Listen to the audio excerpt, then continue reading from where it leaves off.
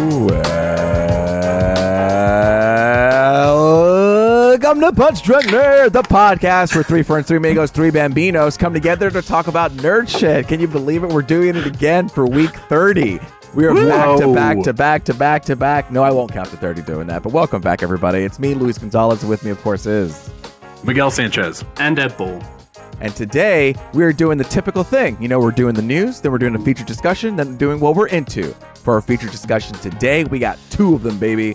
We're going to cover Andor, and then we're going to talk about Rings of Power. My goodness. It's going to kill me. We're going to talk about the Rings of Power and how it's doing. Because last week, we talked about the House of the Dragons. Now we're doing the Rings of the Power, okay? Yes, I did add a couple extra thes in there. Maybe it sounds better. The Rings of the Power and the Game of the Thrones, the House of the Dragon. But today we're going to start off with news of the week. We're going to talk about this thing. The biggest news. Sorry, my computer. The biggest news ever. No, not ever. I'm just being hyperbolic here. No, so basically Ryan Reynolds just casually uploaded this thing onto his Twitter account or Instagram. And he was in the living room and he was talking about how difficult it was to write Deadpool. And then out of nowhere, he announced casually that Hugh Jackman's going to return as Wolverine in the new Deadpool 3. And if you haven't seen it, go check it out. All you see is Hugh Jackman walking in the background and then going up the stairs. Like, yeah, I'll do it. And then they made a custom theme song of I Will Always Love You, but they replaced with Love with Hugh, right? Isn't that what happened in the and I will always love you. There you go. Thank you. I will always love you. So it's great. It's going to bring that joke full circle down back in Deadpool 3. Guys, thoughts, concerns, reactions? Yo, much like the rest of the internet, I mean, blown away. What news? I mean, Hugh Jackman, we thought we were done. We thought we weren't getting any more. Oh, Huey. And he came back. At first I was like, what's happening? And then I was like, oh yeah, money, Marvel money. You know what I mean? Kevin Feige was like, Hugh, let's get back into it. And he was like, I don't know. And they were like, how about now? And they slid like one of those folded pieces of paper in front. 20. You know what I mean? You never know the number. You just look at it and you're like, oh yeah, it's the Alien ticket. And I'm like, okay, I'll do it. But you know he joined on because of if it wasn't for Ryan Reynolds, I don't think he would have fully joined on in the project, right? Because I feel they're like pretty close, right? Yeah, they're pretty close. And they've always kind of like joked around as Deadpool and or Wolverine. Like you always see those little videos where they're being cute together. Well, and that one bit where they got Sexiest Man of the Year, he ripped the magazine out and then he put it on his face and then he stapled himself in the movie. You know? Mm-hmm. So things do you like guys that. Do you guys have predictions? Is Hugh Jackman here only for Deadpool 3? Yes. Oh, come on. What? You think otherwise? What do you want? You guys don't think the internet was ready to go with it? They said secret. Shut up for a second. I'm trying to speak directly to the fans right now. Okay, they want their voices heard. I'm gonna go to the no. The internet was saying Avengers: Secret Wars after coming out after the Kang one. Okay, yes. I don't know that all of them are coming back for that movie, and some people are really excited. You know, Tobey Maguire's already been back for Spider-Man. Maybe Hugh Jackman and Tobey Maguire will team up. Take down Kang. Let's see it. Ant-Man sure isn't. So Doom.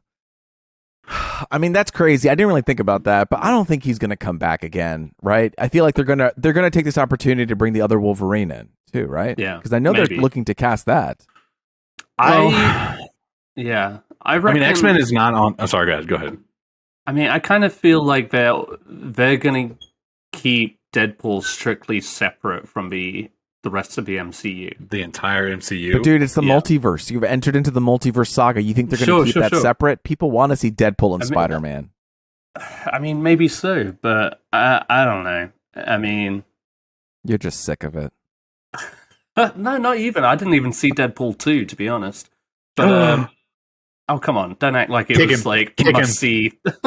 It's the must-see. It's the top 10. Number 1. I didn't see it on your MCU. It was actually pretty good. It was pretty good. It was good. I do want to see it. I had a good time with the first one. Deadpool isn't a character that I'm like...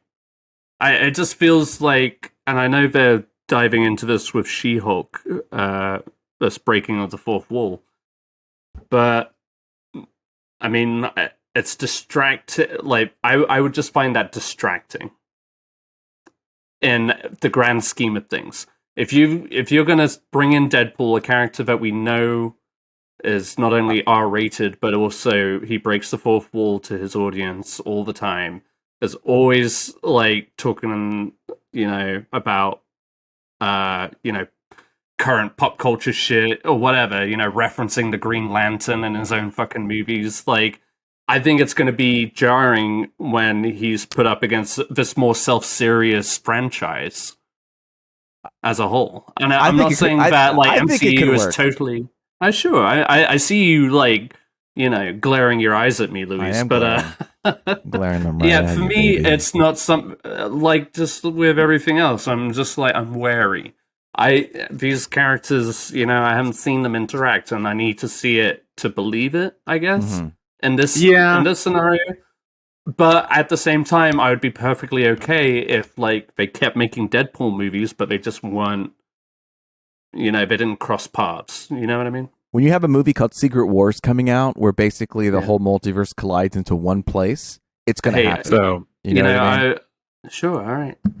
We'll put money on it. How about that, or some shit? It's interesting because I think this whole mutant conversation is interesting too, because we have Mrs. Marvel, who is a mutant, and now Namor is talking about how he's also a mutant, and then we have Professor Charles in WandaVision, or not WandaVision, Doctor Strange: The Multiverse of Madness. So we're seeing mutants pop up, but there hasn't been any formal introduction of them. So, right. I mean, that is the question at hand. Where is this place? Is this going to be in another multiverse, like another universe that's happening, and then that it kind of gets brought into our universe?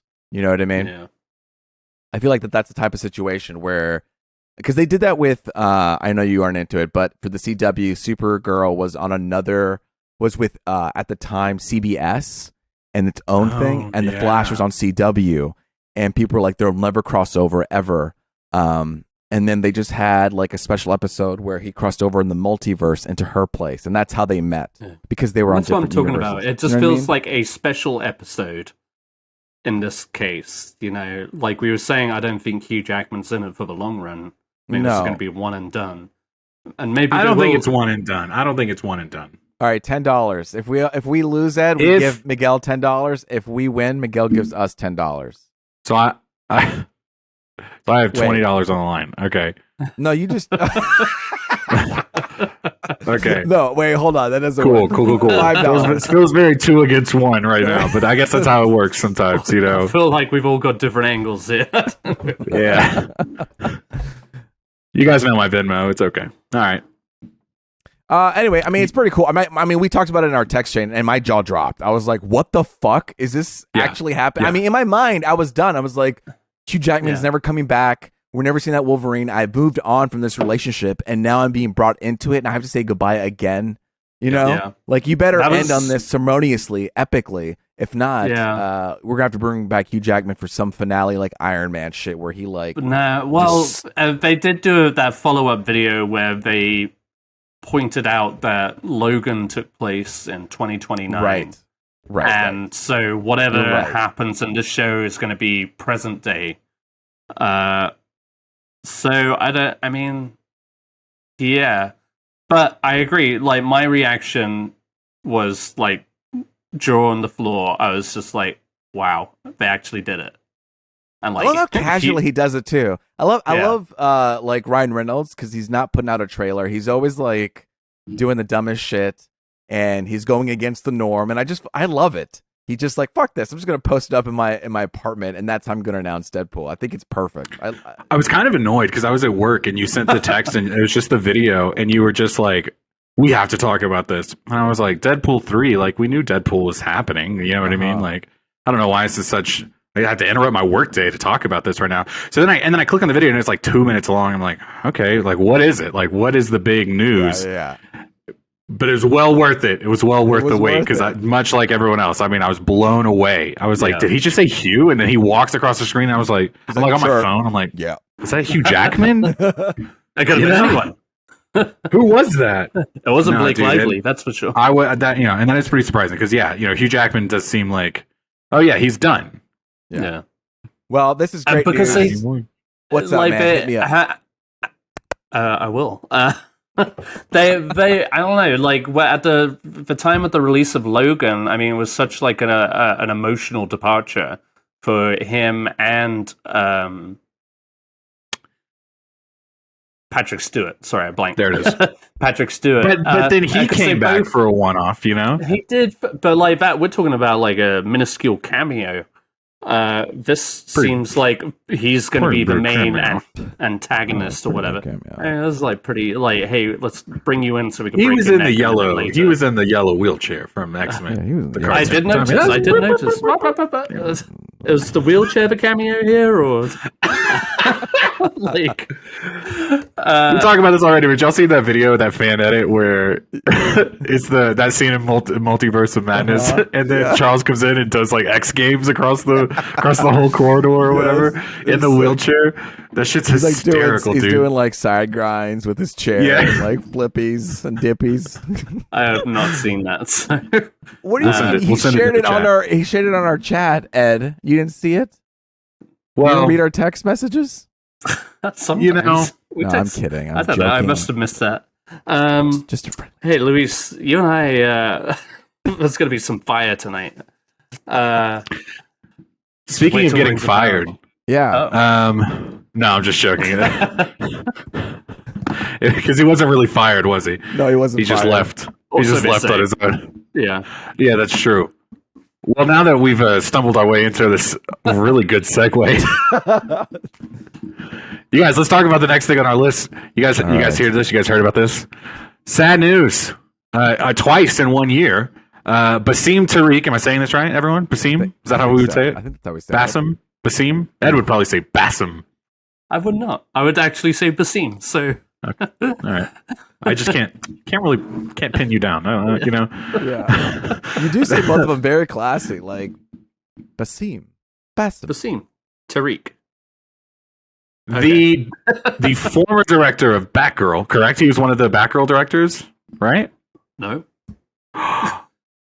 Oh shit. I had that in my head all day. I was like, damn, twice in 1 year this guy's getting, projects dropped left and right. You know what I mean? That would have been news. That's my bad, man. That's my Basim. My bad, dude. Hey, you're learning so many things on this podcast, Miguel. Hang on a second. And you're a participant. Should we go ahead and tell the news? Shut up for a second. Are you looking up the director for Batgirl? Yeah, because I could have sworn this was this guy. The guys who did Bad Boys 3.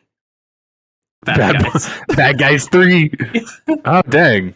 They also did Miss Marvel. Oh, Miss Marvel. Maybe that's who I was thinking. Wait. The ones who directed Batgirl. Yeah. Okay. I'm getting all my sources confused. Hey guys, let's run it back for a second. Speaking of losing his job, the podcast where three friends, three bambinos. Basim Tariq no longer directing the MCU movie Blade.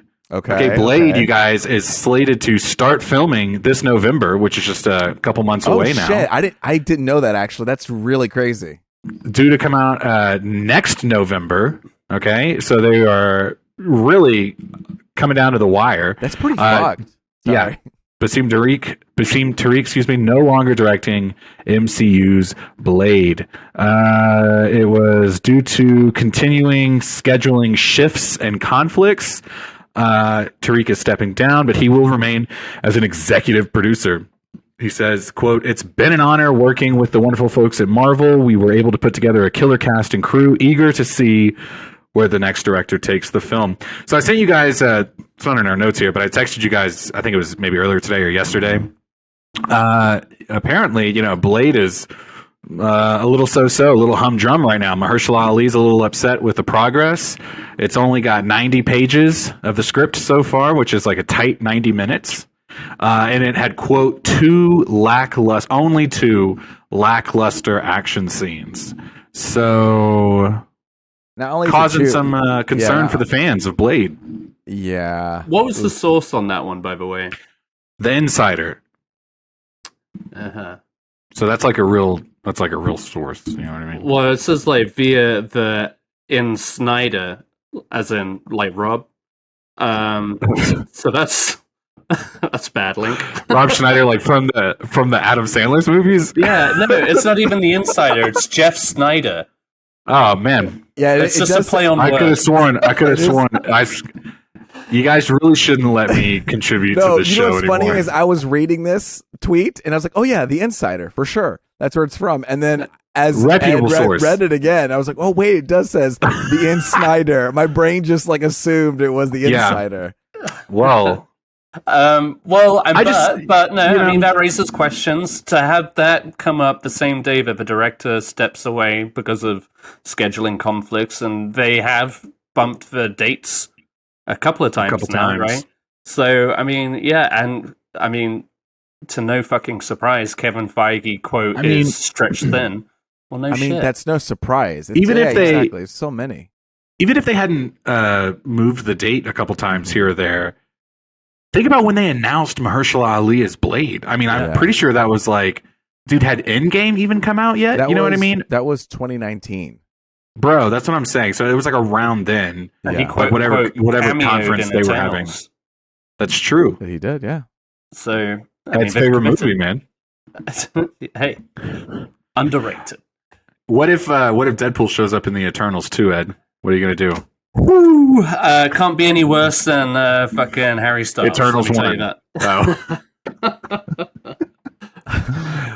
Fair enough. I just like to Russell Edge Jimmy's. They are rustled. Consider my Jimmy's rustled. Ruffled? I don't remember. Rustle some leaves and ruffle your hair, right? Got it. I do love Brussels sprouts. Rustle is the sound. It also says Mahershala Ali is frustrated with the process. Mahershala. Mahershala. Excuse me. See, I can't read the insider.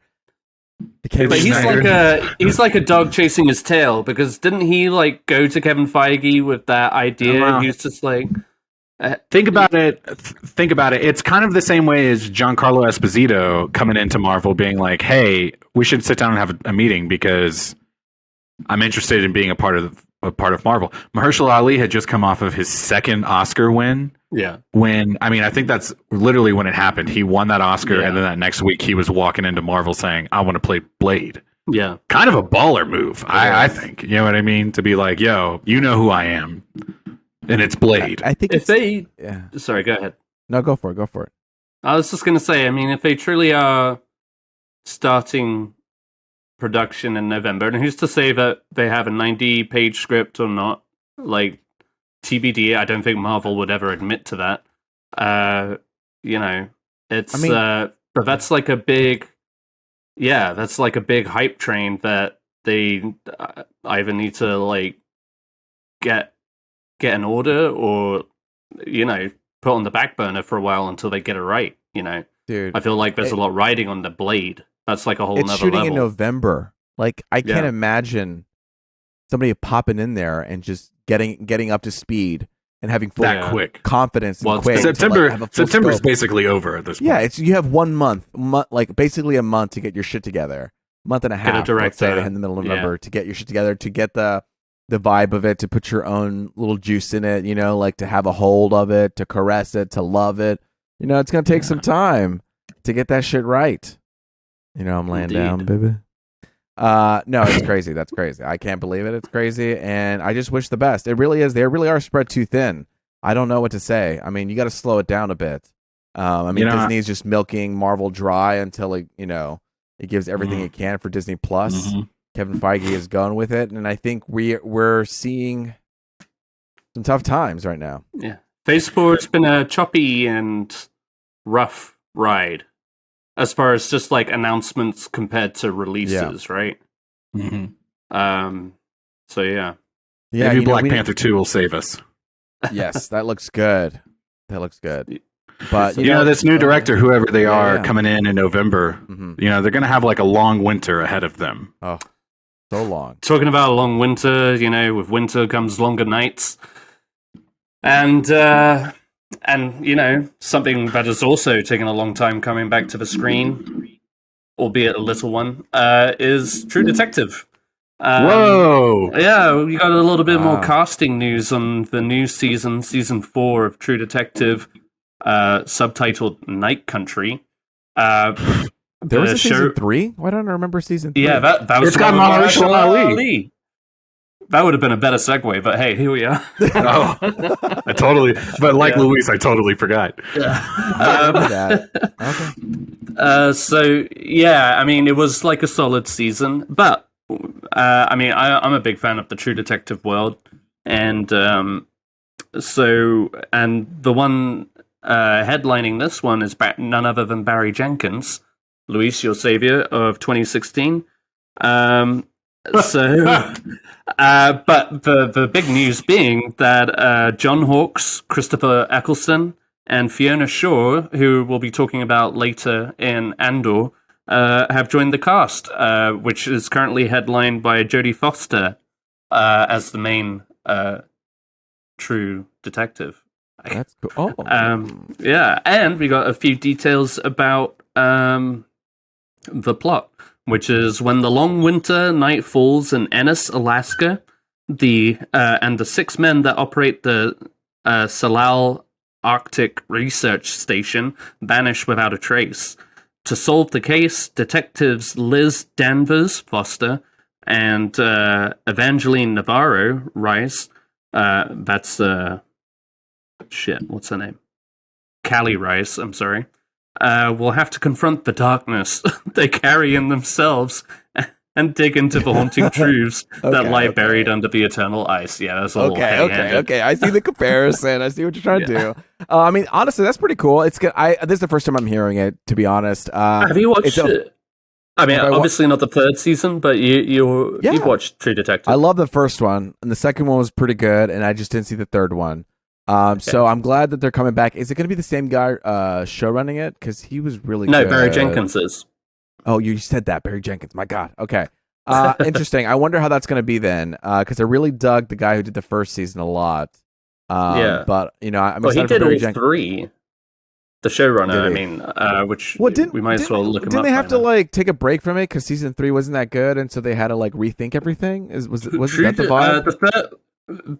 Season 2 was what ruffled feathers. People weren't as big a fan, and then the 3rd one felt more like a return to. Oh, really?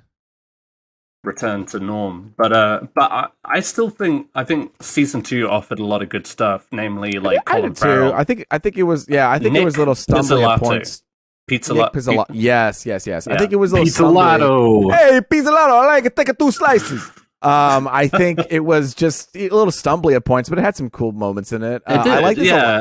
I like this Alaska bit because I want everything to be in the darkness. It is the longest winter in Alaska, and that shit is dark already.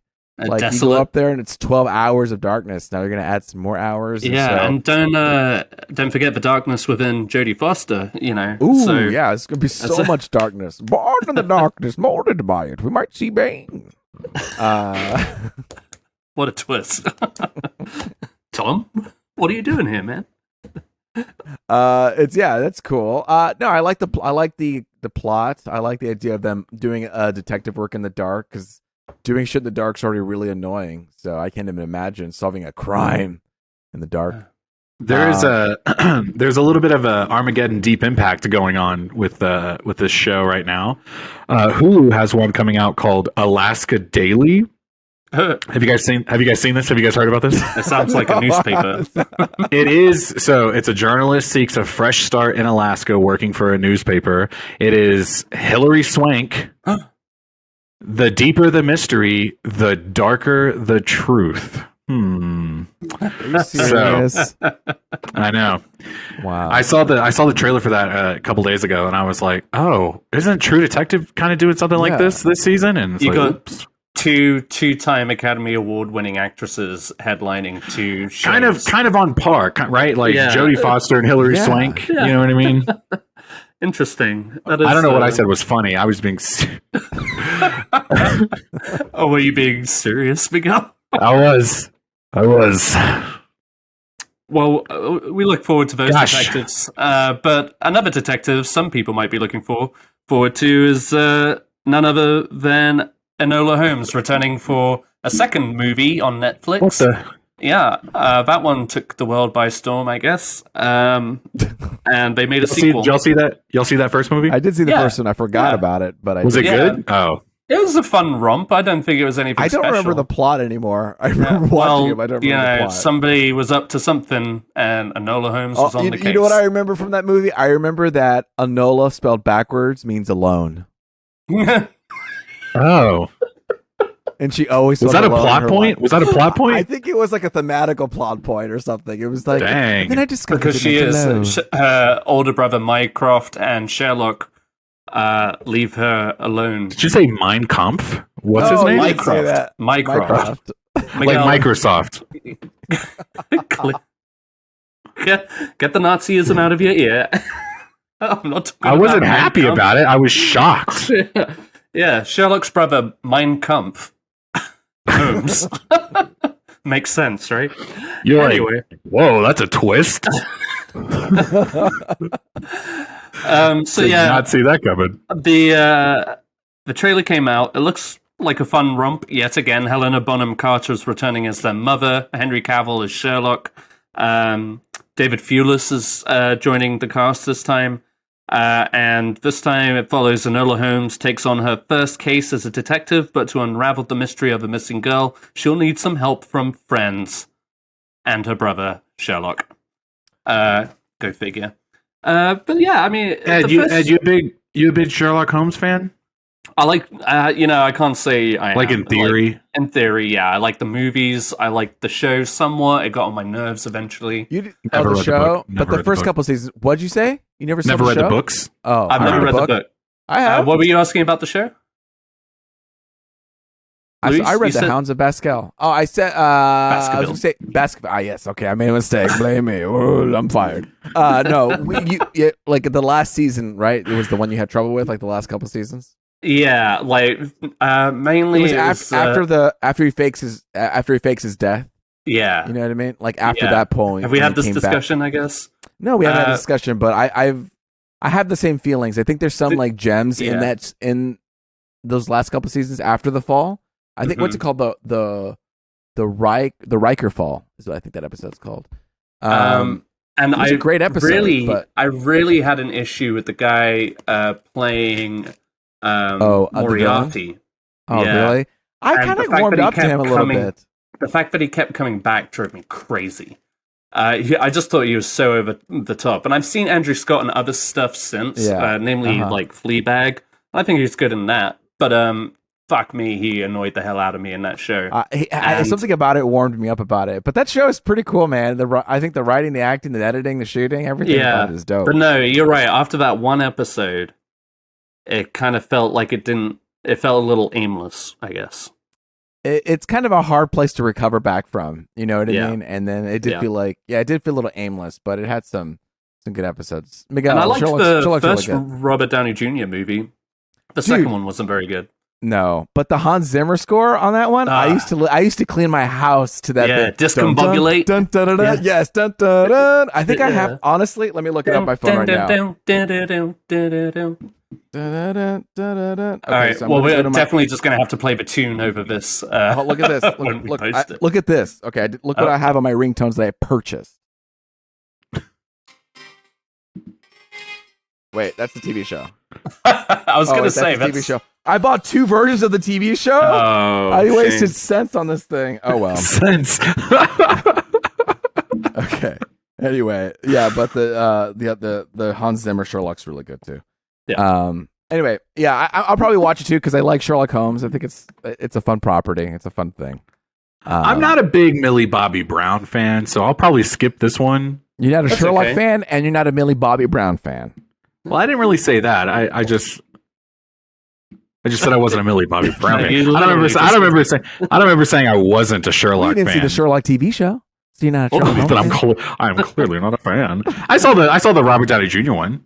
One or two, or both. One. So I think I saw both actually. Okay. Well, there you go. That's fine. So suck a dick. You know who else got dicks? Fathers and Dragons. Anyone want to talk about that trailer? Yeah, I guess. So this children's movie,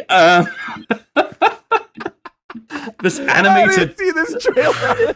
I haven't seen it yet. Oh man. Okay, so they dropped this today. Sorry, I didn't know this was a kid's movie. Yeah, My Father's Dragon, and that's not euphemism. Oh, okay. So this is coming from the Cartoon Saloon. That's the same studio, and this is why I put it on there. This is the same studio that did Wolfwalkers. That was a good and movie. The Secret of Kells. You haven't seen it, have you? Secret of Kells? No. Wolfwalkers? No. Yes. Oh, yeah. Did you like it? Yes. Okay. It's also your child's favorite movie. Currently, yeah. They're fickle, those children. They never love something forever. So anyway, this trailer dropped. It's very much in the same unique style as their previous movies. This time, the story follows a struggling to cope after a move to the city with his mother. Elmer runs away in search of a wild island and a young dragon who waits to be rescued. Elmer's adventures introduce him to ferocious beasts, a mysterious island, and the friendship of a lifetime and his father's dick. Sweet. Sorry, they don't make you like enough my of those, callback? You went off script there. I was reading them notes word for word. And his father's dick. And you got me. It's there in black and white. You must have hand wrote that one. Anyway, I'm gonna keep an eye out for that and show it to Lily.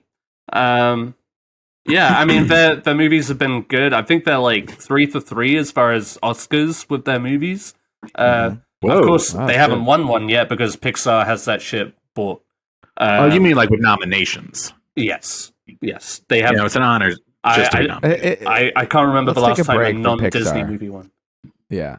No, please, let we these get other it. independent. They're good. Yeah. They're the Meryl Streep of animated movies. They'll make you cry. I even know they're good. Let's just not give them another Academy Award. Or, let's share the love. What is the point? Otherwise, yeah. I'm looking this up. The last one I can think of was Rango back in 2011. Rango won the Oscar? Yeah, best animated feature, because that was the same year that Brave came out. It's a fun one, but it's a great movie, and the animation is incredible. The one time they go up against a ginger, right? Okay, this one makes sense. In 2018, Spider-Man Into the Spider-Verse one. Oh yes, that was one exception. That's good. But that's 2. 2? What do you mean 2? Like 2 in the last Rango decade. and Spider-Man. No, yeah. I mean, look at that. I'm. Yeah. Oh my God, you're right. I mean, that's pretty pitiful. Okay, so Rango was 2011, and then after that, it was Happy Feet 2006. Back to back, Wallace and Gromit: The Curse of the Were-Rabbit 2005. Yeah. Like the early 2000s. Who won? And guess who won? What? Guess who won in 2001? The very first year they introduced. Oh, Shrek. Yes, Shrek, and it beat out Monsters Incorporated. Can you believe that? Wow. Yeah. So Both Disney really said, "Fuck good you! movies, We're going to though. win all You know the what I mean? Oscars now," and then they did. And they did. And that's the end of that fairy tale. Yeah. Hey ho, there you go. Well, yeah, that's Oscar voters for you, though, isn't it? It's just like, oh, the Pixar movie, check. Even if they don't even see it. Yeah. Bro, for sure. the last year, Encanto, Luca, Raya and the Last Dragon, Disney movies. Yeah. Yeah, 3 there's out at of least 5. 2 3 every out of year. 5 are Disney movies. Okay. I imagine Lightyear and Turning Red will be nominated. I don't think year. Lightyear's going to get nominated, nor should it. Oh. Harsh words, Luis. I thought you liked that Lightyear. movie. I did Coming like from it. Okay. Second place movie wager. Listen, I think it was a good movie and a fun movie, an entertaining movie. Do I think it should win the Oscars? No, I don't think it should win the Oscars. Does it anything necessarily think it should groundbreaking? win. No. The textures are good. I'll say that. Good textures. Good textures, baby. The ham sandwich looked realistic. Those controls, ooh, I want to click them when I saw it. You know what I mean? The way it looked good, but I just I don't know. I just wasn't taken by anything else. Fair enough. Yeah, I mean, can't argue there. Okay. All right, there's one more trailer to get out the way before we get on to the big trailer of the week. I feel like I'm stuck in the mud. You might get stuck in some tar. I got you. So we've talked about this movie a couple of times. Today they released a trailer for that was like the most coherent of the lot so far. So if you want like an idea of what this movie is about, this trailer is the one you want to watch. That's wild that you said that because I was just looking at it going, damn, this is like the third time we've talked about this trailer. Yeah, I know. No, this is a new trailer that came out today, and it like actually gives you an idea of what the story is getting into. The first trailer and it's basically just like the obsession of perfection of art. The first trailer was just like Cate Blanchett literally blowing smoke out of her mouth. And then the second one was a little bit more abstract, like a lot of just like flashing images, classical music. But this one actually gets into it a little more, talking about the character's background and her obsession with music, trying to find perfection. Whiplash Part 2. Yeah, basically. All that to say, though, I mean, Cate Blanchett is currently in the front runner in Oscar talks right now. For best for this actress movie? for this movie, like they're saying, like for even people who weren't keen on the movie coming out, I want to say it was the Toronto that this one premiered. It may have been Venice, but anyway, they liked Cate Blanchett. Yeah, she won Best Actress at the Venice Film Festival, and even the people who weren't so keen on the movie, everybody said that Cate Blanchett gives like an incredible performance. So I gotta say, it doesn't matter what movie she's in. I don't think I've ever seen like a bad Cate Blanchett performance. No, indeed. She was in that movie, My Blue Valentine. No. Blue Jasmine. Blue Jasmine, and Woody Allen's movie. Yeah. Dude, incredible, so fucking good. That's what that. She is the movie. Like I want to go back and watch it again because she was so good. I think that's when I fell in love with her. That's late. 2 decades too late, my friend. Okay, I will say I didn't like her in Lord of the Rings. I barely knew her. Oh, I wasn't even going to refer to that, but like she won an Oscar for Aviator in 2003.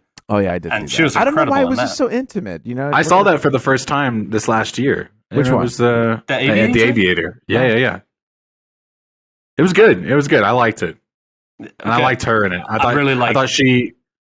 I have it in my head that Cate Blanchett plays like a similar type of role. I think it's just because she's blonde and she's just always a blonde character, which doesn't that sound real shitty the way I just said that? Yeah, not true.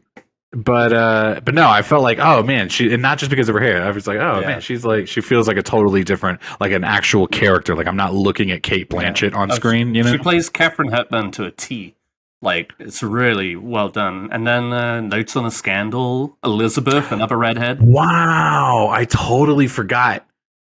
Man, we are not the demographic for Notes on a Scandal, but we watched the shit out of that movie in high school. Great movie. She was. It is really good. I think. Yeah, she was in Hot Fuzz. She was. She was like an uncredited cameo. She was. That's what's great about her. Is she could be the super serious actor, but it's also like pretty funny. Oh yeah. Yeah. 100. All around talented. A plus. Love Cate Blanchett. We'd love to have Cate Blanchett. Yeah. I loved her in Don't Look Up as well. She was really if we're just talking about movies we love. We know you did. Thank you for that. I'm going to bring Don't Look Up again here in just a minute, actually. So be paying attention. All right. Well, so moving on to the last of our trailers is The Last of Us. That's which, right. Of course, highly anticipated series coming to HBO. Coming from the guys who brought you Chernobyl. Which was also a super dope show. That does look kind of hot. It was good. Chernobyl. Yeah. You didn't see it? No. No, I didn't see it. Louise. That's okay. I get it. Is it super depressing? Yes. I'm not going to lie. It's not a laugh riot. I'll tell you what, this is at a time when me and Sarah were like, we got to watch all of our shows together. Now we're starting to depart and be like, listen, babe, there's nowhere we're going to watch our shows. You watch it, I watch it, we'll meet up. Good for you. Because at this pace, we're not going to see any stuff. So I think we just couldn't watch it because she can handle it. But I would have watched the show if I could have done it on my own. You know, if I will say this, it is a very good show, and I would love to revisit it. But if you don't ever watch it, it's okay. It's not like if it pops up and I feel about it, I'm like, ooh, I want to, watch. I mean, it is heavy. It is like heavy, yeah, but it's brilliantly acted. Like Jared Harris is the lead. And it's so like just one of those like genuinely tight, singular shows that they're obviously never going to try and do a prequel or sequel to. It is what it is, and it is pretty much flawless. It's an excellent show. Sorry. Anyway, talking of that, Miguel, I'm handing over to you for this discussion of The Last of Us, because The Last of Us, you guys. Ed and I were just talking before we got on. Obviously, it's the TV show based on the hit PlayStation video game, The Last of Us. Just real quick, I've played The Last of Us. Ed, you haven't. Have you ever? Did I ever get you to play like a little bit of it with me while you were at my house or anything? I may. No, I really don't think so. No. Cool. Luis, I know it's in the notes, and if you want to talk about it later, we can. But I mean, are you playing The Last of Us? Yeah, when this trailer came out, I was afraid to watch the trailer, and I just had a moment. I was like, "Oh, I can now play this game." So yes, I bought the remake. I paid the $70. Yeah, you did. My God. Yeah, you did. I can't eat for dinner for the next 2 days, but I bought the game, and I'm playing it right now. Real quick, how far into it are you? Like, okay, and without spoiling anything, just like generally. Yeah. So he's just actually picked up the girl Ellie. Mm-hmm. He just picked her up, and I got word that I have to bring her to DC. And so we are now in a building that's tilting over. Yeah, you are. And, you are. The zombies are running around. What do they call it? The clickers? The clickers. Mm-hmm. Yeah. So we meet the clicker for the first time, and he like attacks me, and or somebody he attacks, and you get like a full frontal vision of it. But yeah, no, I just met her, so I feel like I'm just starting. You're journey. Of course, you're super early. I ask only because there's like certain bits of the prologue that I'm gonna spoil, but I feel like they're also kind of like pretty on the nose. Like if you pay attention to storytelling, you're going to be able to pay attention. Understand what's happening here. So obviously, the story of The Last of Us is about Joel and Ellie, a pair of connected through the harshness of the world they live in, are forced to endure brutal circumstances and ruthless killers on a trek across post-outbreak America. So the show is obviously and the zombie outbreak has happened. The story in the game, you start in the prologue and then you cut to 20 years later, and that's when Joel meets Ellie for the first time. So you got to assume that it's going to be pretty similar here in the show. Let me just flip over to my notes real quick before I forget and I just start talking on my ass. Listen, pretty faithful. Well, hang on. Before I get into my notes, let me ask you guys this. Just general thoughts watching the trailer. What did you guys think about it? Only from a very limited amount I know from the games, and through what you've told me, Miguel. I mean, it does a good job at setting the tone and the atmosphere. It seems like a very, creepy, desperate, world, that they're in. Some of the imagery is really creepy. Like towards the end of the trailer, there's this guy with like a big popcorn head, or whatever you want to call it. That's a clicker. That's a clicker. That's what they eventually become. Like, yeah, so it looks like just like in the game. That is one stage of the infected. So depending on how long you've been infected, and you're still kind of progressing, sometimes you don't get killed right away. You will kind of like go through this evolution of the outbreak. And those are clickers, and they're blind, and they see through like sonar, and that's why they click. They make this like clicky sound. And if you are quiet and still, they don't see you. If you move, much like the T-Rex, they'll come after you. Luis, what about you? Just kind of, I know you played just a little bit of it, but what do you think about the trailer? The imagery is pretty cool. I think I just want to see a little bit more. Now that I've played the game, it's like, okay, I'd like to see more of it. So for both of you, I'm a little worried in different senses. Like, okay. Luis, I really hope you finish playing the game before you watch the show. I will. When is it coming out? I mean, oh my God, it's next year, right? Next year. So what? I got a couple. Yeah, you have time, my guy. You have time. And I'm thinking about sending you my PS4 and you can just play it. You know what I mean? If you what? Or I could just have an outsider's perspective when that show comes out. So that's the thing. Here's my thought on it, Ed. For you is, I think you would probably enjoy the show. It's a good story. I think if they're pretty faithful to the story, I think you're gonna like it. But then I'm worried you're never gonna play the game because it's like, oh well, I've already seen it. You know? No, I mean, if I'm never gonna play the game, it would be purely just because I don't have the means. But I just. I don't, I also feel like having played the game trivializes how I feel about the show.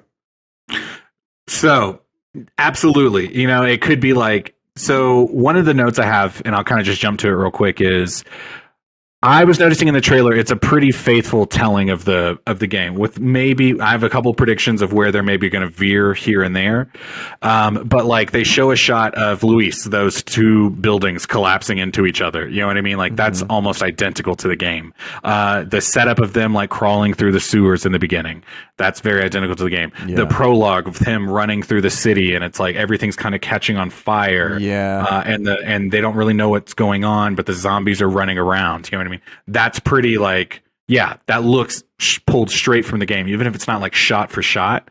But one of the things I am a little worried about is that line that you have to toe in an adaptation, you know what I mean? An adaptation, excuse me. Where it's how much do I do that, like that retelling, that shot for shot feel, right. and how much like liberty do I have to maybe tell a slightly new story or embellish in different ways.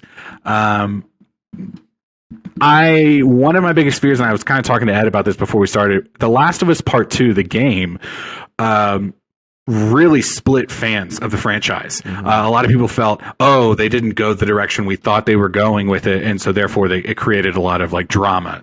People were unhappy. So now I'm worried that they're going to play it safe and just really do like beat for beat this entire story without like finding new ways. And for someone like me, I've played the game 6-7 times. I know the story. Yeah, wow. I played it several times on the PlayStation 3. I've played it on the PlayStation 4. I've played it on the PlayStation 5. Wow. Had a lot of opportunities to replay it. You know what I mean? Yeah. So for me, it's like I don't really need to see that exact same beat for beat. I would like to see some changes, and I do have some predictions, like I said, of where I think we're going to see some new things. Yeah, I'm sure they will. I don't know. I mean, we're seeing that a lot, obviously, we're going to talk about The Rings of Power, but also House of the Dragon. I mean, some things require creative liberties, and maybe for that same reason, I mean, you're not going to have a whole lot of suspense if everybody goes into that show knowing exactly what's going to happen, especially on a show that relies solely on that. I mean, it looks like a tension-filled action thriller, or action might be too heavy, but that thriller. That makes me feel good, because me watching it, all I was looking at was like, yes, I know that scene. Yes, I know that scene. Yes, I know that scene. And for you to be like, no, I was kind of like, No, it looks like it's going to be like high stakes, a lot of tension, a lot of just like intense moments like between characters. I mean, some of the setup shots, I'm just trying to think, but like Bella Ramsey's character Ellie, is it Ellie? She like there's a moment where she's like running and turns back and shoots. It's like, and we're talking about kids to a certain degree, like being thrown into this scenario. I was very much taken with it, for sure. That's awesome. That makes me feel good. And yeah, I mean, if you end up watching the show and never playing it, I can understand that. It's like when you watch the movie and you never read the book. Yeah. You know what I mean? It's like you can still get enjoyment out of it. So either way, I hope it's a fun one. I feel like HBO. You guys watched the Watchmen series, right? Oh yeah. Did you, Luis? No, I missed. Oh man. I know it's really good, and it's a short season, so I can easily jump on. But yeah, I did miss it. That was one I definitely didn't know anything about, aside from the Zack Snyder movie. And obviously, they are not similar in any way.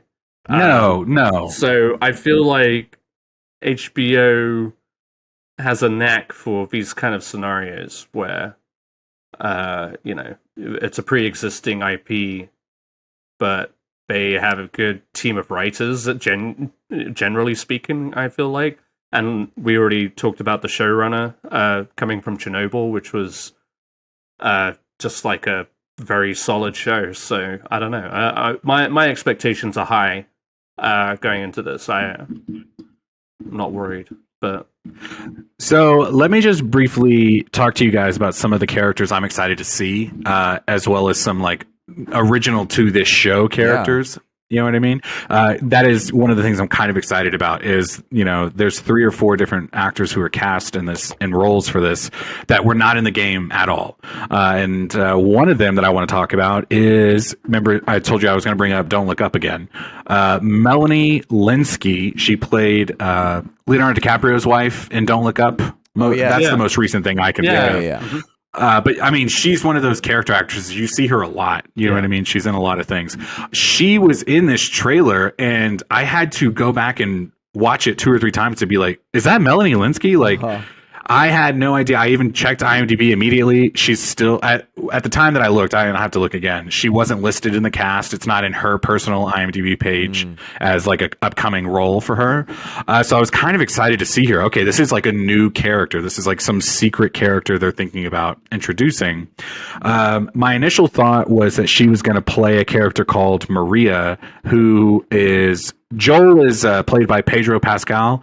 His brother Tommy marries a woman named Maria 20 years later into the outbreak, and we see her towards the end of the game. And I kind of thought she was her for a second, and then I realized, based on the setting around her and then a quick shot, they show this like armored truck with the word "run" on like its scoop or whatever.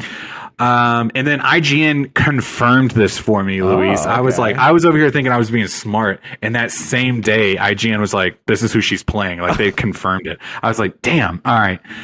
So she's not a character that's in the game, but she is going to be a character that is in a sequence in the game. After we meet, Nick Offerman plays a character called Bill. After we go through his chapter in the game, you get ambushed by these like this gang of people in the city as you're driving through it. She is going to play their leader, whose name I didn't actually write down. I think her name is Catherine or something. Is it the Firefly people? Is that the rebel? No, it's totally different. Okay. And what The Last of Us Part 1 and 2, the games really do a good job of is setting up that there's a whole world of people reacting to this outbreak. Okay. And in the first game, you're very like Firefly focused. You're like, I am a Firefly, or I'm like a part of this group, or like that's kind of my rebellion mission against like the government that's like keeping them locked in quarantine, right? But then as you go along through that story, and in the second game as well, you realize that there was people like this all across the country, all across the world, that were kind of fighting against the government. So here we're going to see Melanie Lynskey play the leader of this faction of people going against whoever. And it's one of the more brutal parts of the game, because these are like we don't take prisoners type of group. So it'll be interesting to see her kind of take the lead on that. I've never seen her play this like gruff, militaristic leader. And I'll be excited to see what she does. I don't want to overtalk it. I just want to talk about real quickly some of the characters I'm excited to see. Gabriel Luna is playing the character of Tommy. That's Joel's brother. Tommy plays a good part in the towards the last act of the first game, but is also a very big character in the second game. So potential sequel storylines. I'm very excited to see how he vibes with Pedro Pascal, and how they both kind of fit into the world of things. Super excited about him.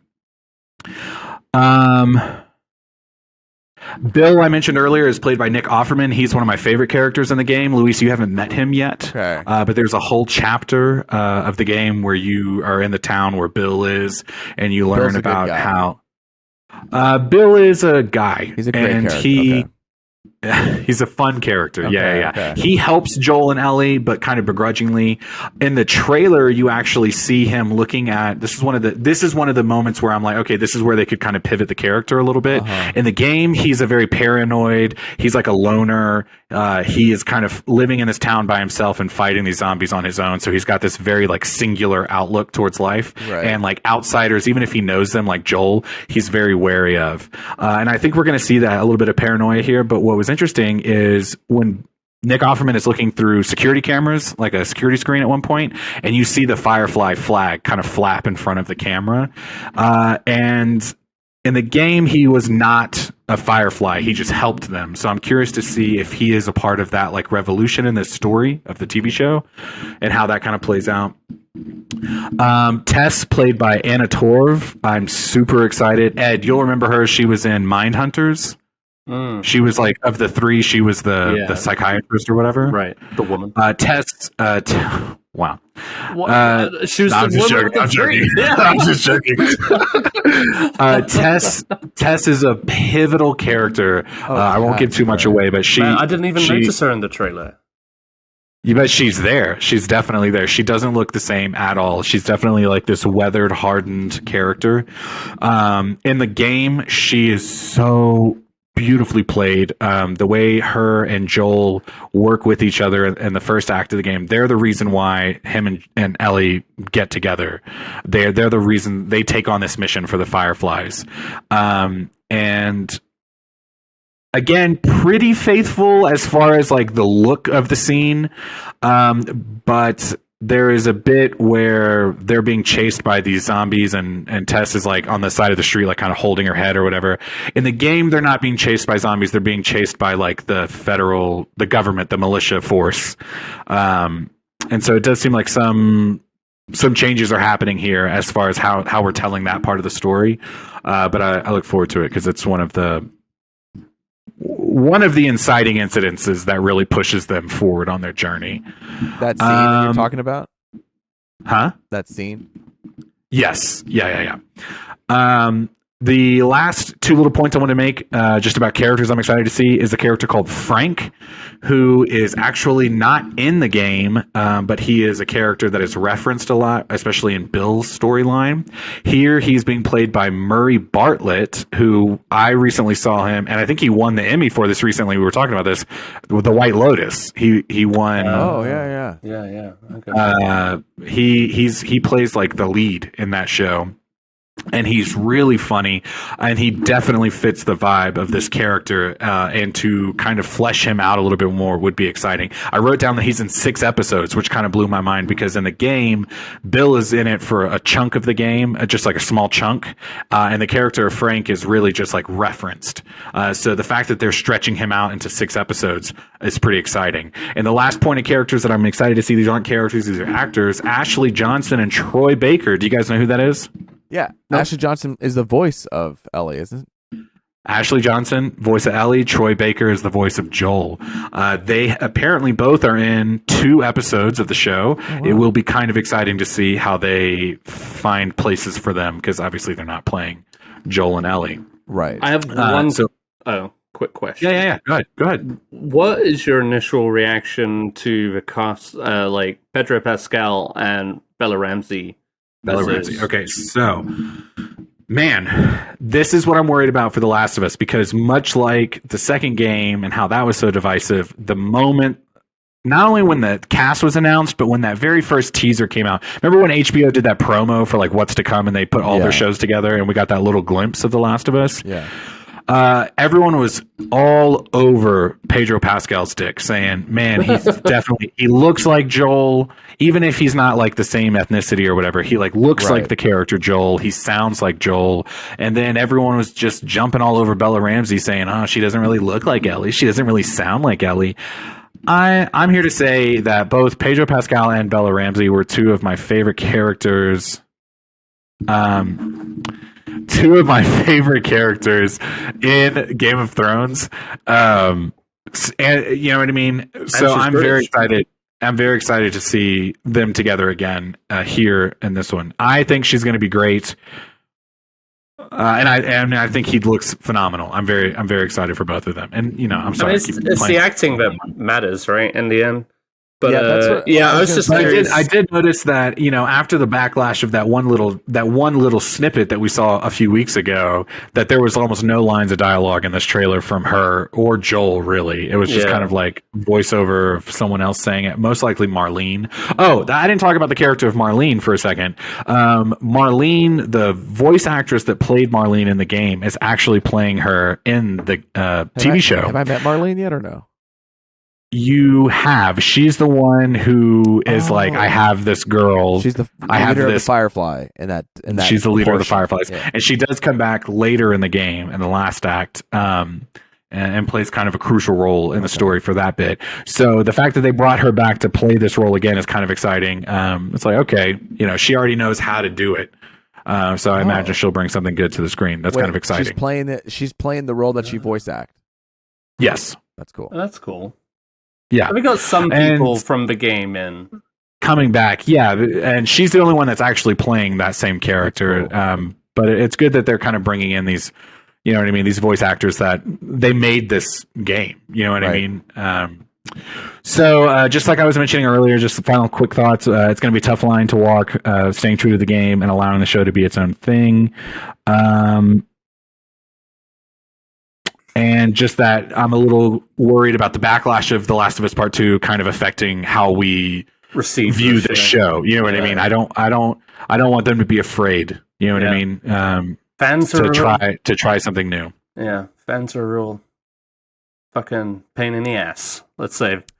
I mean, honestly, I when looking at Bella Ramsey, I didn't think of her as an what's her name, Ellie?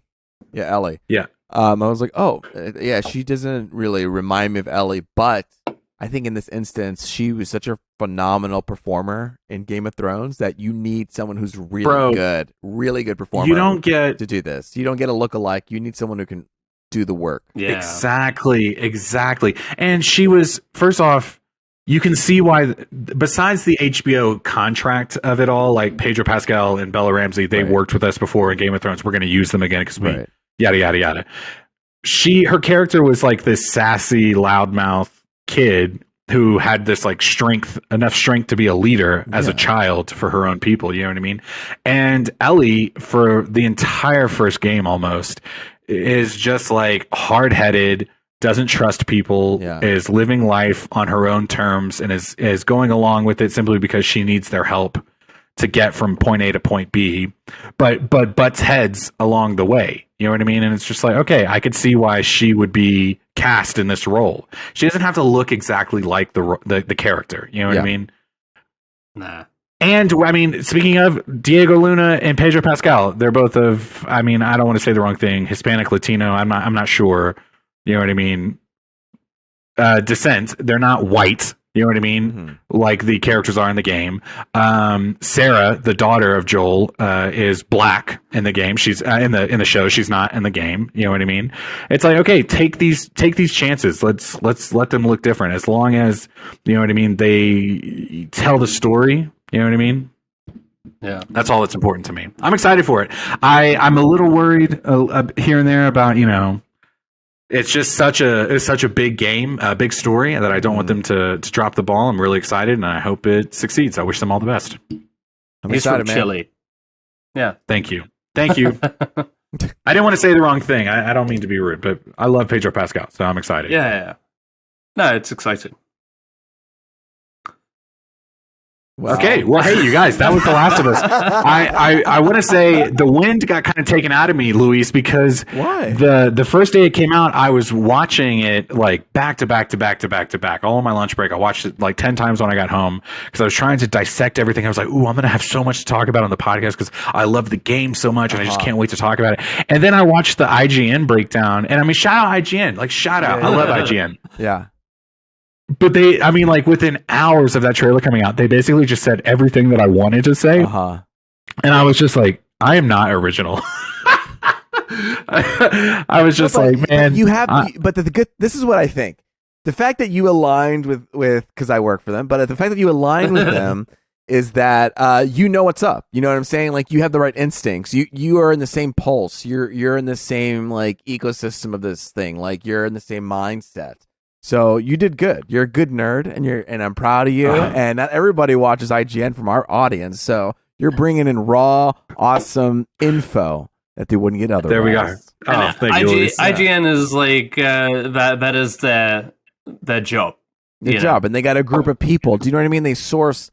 This is a fun thing. Yeah. Yeah. I was doing this on my own. Exactly. You did this on your own. On my lunch break. Yeah, that's right. And you made all the connections on your own, and you matched up to them, you know? You were able to fight with the big boys. And we record once a week, you know. While we're holding up a job and trying to pay bills. With a little guy. Just a reminder, everybody, this episode's brought to you by us at Punch Drunk Nerd. Please like and subscribe. Please comment. Please all those things. We are but a humble group of friends who love doing this, and anything you can do to help us would be wonderful. But listen, hey, that's the news. You know, we talked about the news, we talked about the trailers, and now we're going to run into our feature discussion where we're going to talk about Andor and the Rings of Power. And of course, spoiler alert.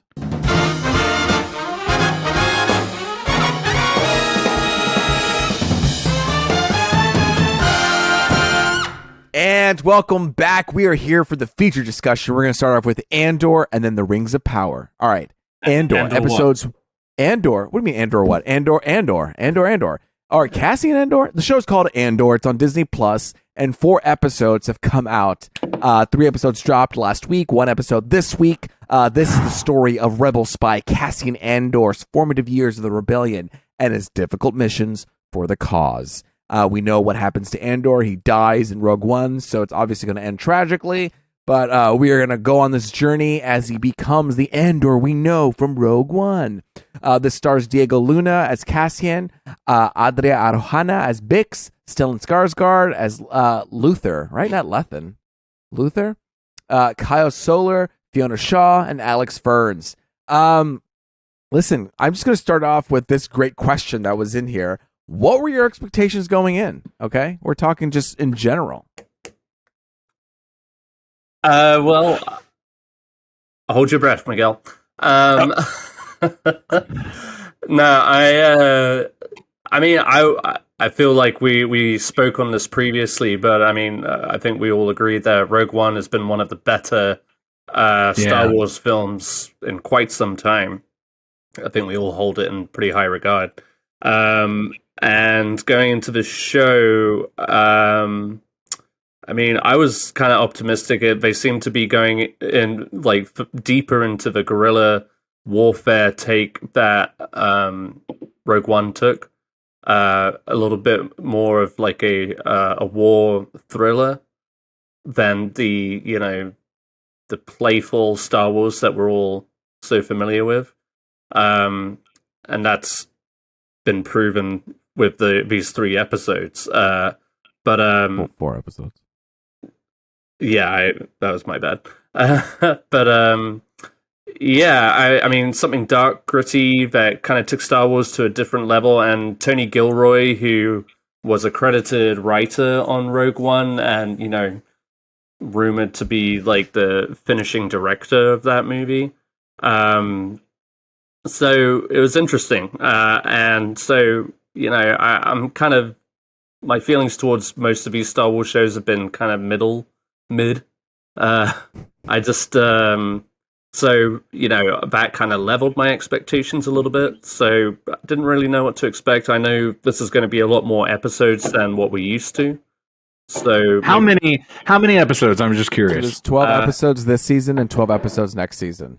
Yeah, damn. 24 in total, and they're gonna span 5 years? And they've averaged around 40 minutes so far. Mm-hmm. So that's wild. I gotta say, when we talk about our expectations going in, my expectation was, goddamn, that's a lot of episodes to release all at once. I was just like, I'm never gonna be able to catch up. But they didn't release it all at once. Oh, 3 episodes. 3 episodes. Yeah, but the first 3. Yeah. No, when we were talking about let's do Andor and Rings of Power, I was like, I'm gonna have to pick one. I was like, look, I want to watch it, but I was just like, man, I don't know if I can do. I don't know if I can binge 3 episodes plus all these Rings of Power that I have to catch up on. Yeah, 4 episodes. It makes sense, I guess. Like I was thinking, 3 episodes, and there's only like 8 coming out. I mean, that's like kind of a lot to release at once. But you're saying it's 12. Okay, all right, I see that. I see it. Yeah, I'm definitely going to have to revisit these. I'm going to have to play a little catch up. You guys know by the end of the season, I'm going to be so fucking ready to talk about this show. I'll hold you to that. So did you watch any? Did you watch any or no? I did see Rogue One. Nice. So you watched the ending first. Nice. I like my dessert first. Well, yeah. So, my expectations going in, I was kind of a little bit not expecting much. I don't know why they're making a show about Andor. He wasn't really one of my favorite characters in Rogue One, and I just didn't see a reason. And then as I got the trailer, I was like, oh shit, this looks good. And then I wanted to watch it. I wanted to watch it, and so I was like, all right, I'm in it. And then I kept hearing positive reviews about it. And then literally when I turned on the show, frame 1, I was already hooked. Like the first few seconds, I was like, I'm in.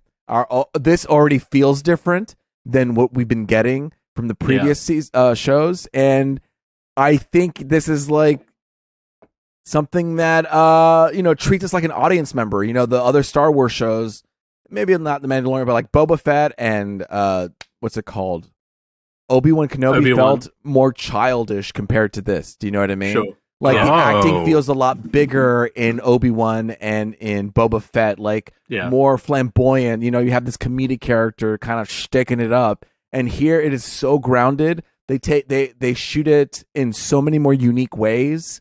The acting is way grounded. On location too. It's on location, and the shots are held for a lot longer, so it's not very cutty. Where it's like reaction. It's all very like toned down, and you sit on a shot for a while. You know what I mean? Cool. So it has a lot of good tone to it. It has there's like it has some one-shotters in there where really all you're doing is watching the reactions. Like that is the scene. There aren't words pushing you through things. All you're doing is witnessing emotions happening subtly, and that's the storytelling throughout this whole thing. I had this note about. It doesn't really like focus on lore and building upon that and putting Easter eggs and putting it in your face and being flamboyant. Awesome. Like this is its own thing, and it puts characters first before lore. And there's a moment in episode 4 that came out where it's just a guy getting dressed, and like there's no words that happen, nothing happens, and it's just like I love this because it's so quiet.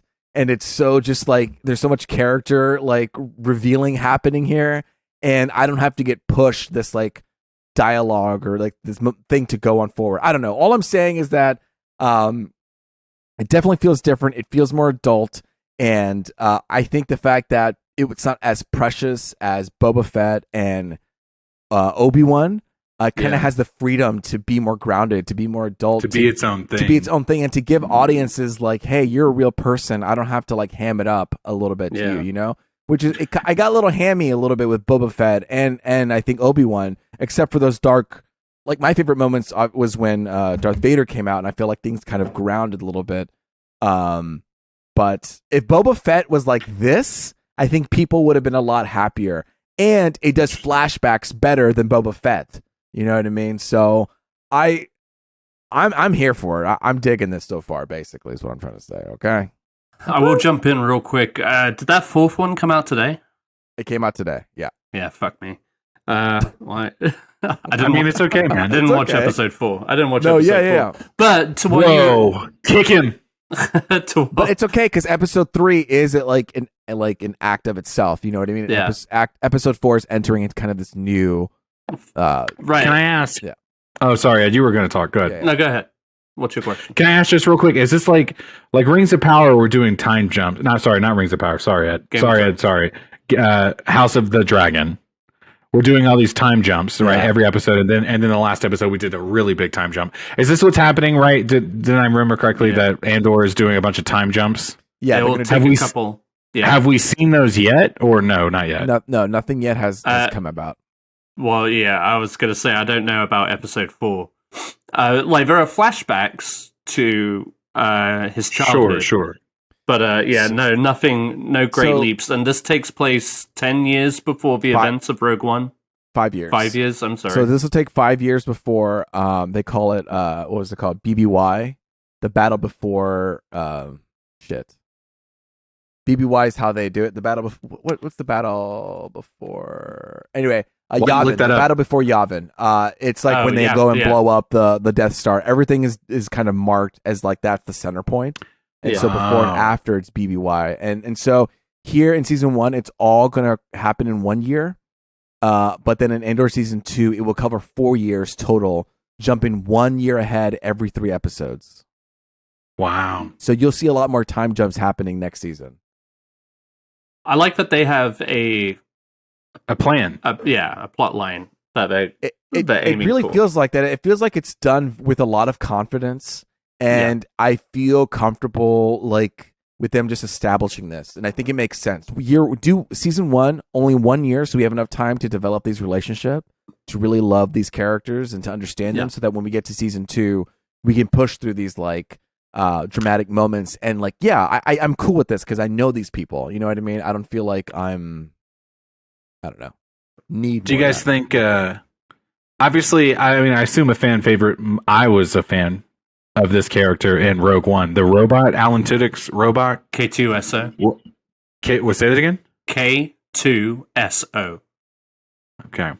Do you guys think he's going to show up in this show? Yes, he's going to show up in season 2 for sure. Is he there in season 2? You don't think he's going to be in this one? No, I don't think he's going to be in season 1. I think you meet him later on as he gets more involved with the Rebel Alliance. Yes, absolutely.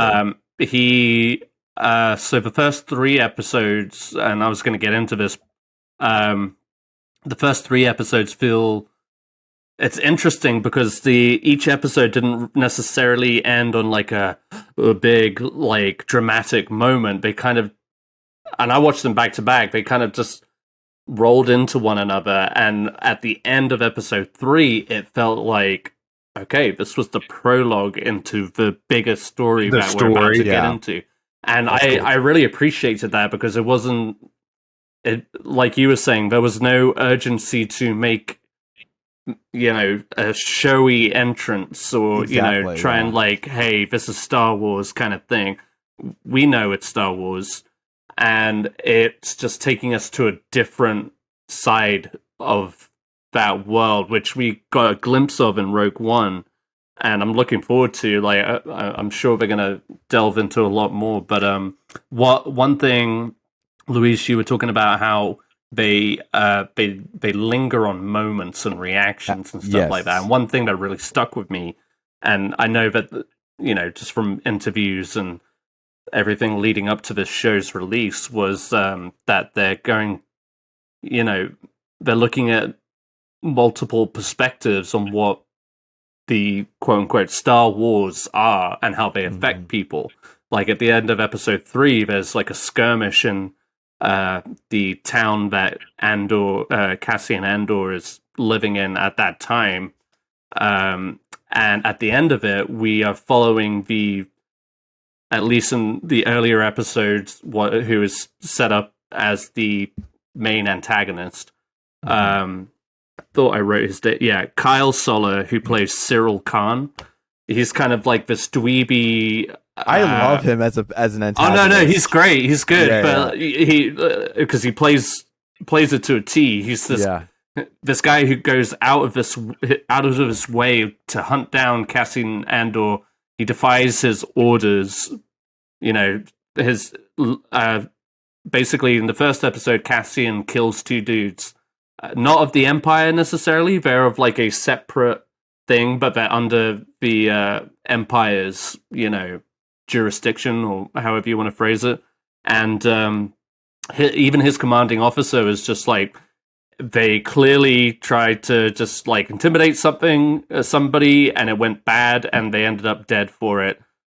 The Empire is watching us, and they expect a full report that everything is going smoothly, and that's what I'm going to tell them. So we're gonna we're not gonna report this because if we report this, then the Empire's gonna be down our throats, and we don't want that. Yeah, we want to tell them, hey, things are good, things are great. Don't worry about us. We have complete control. Yeah, exactly. Put it under the rug.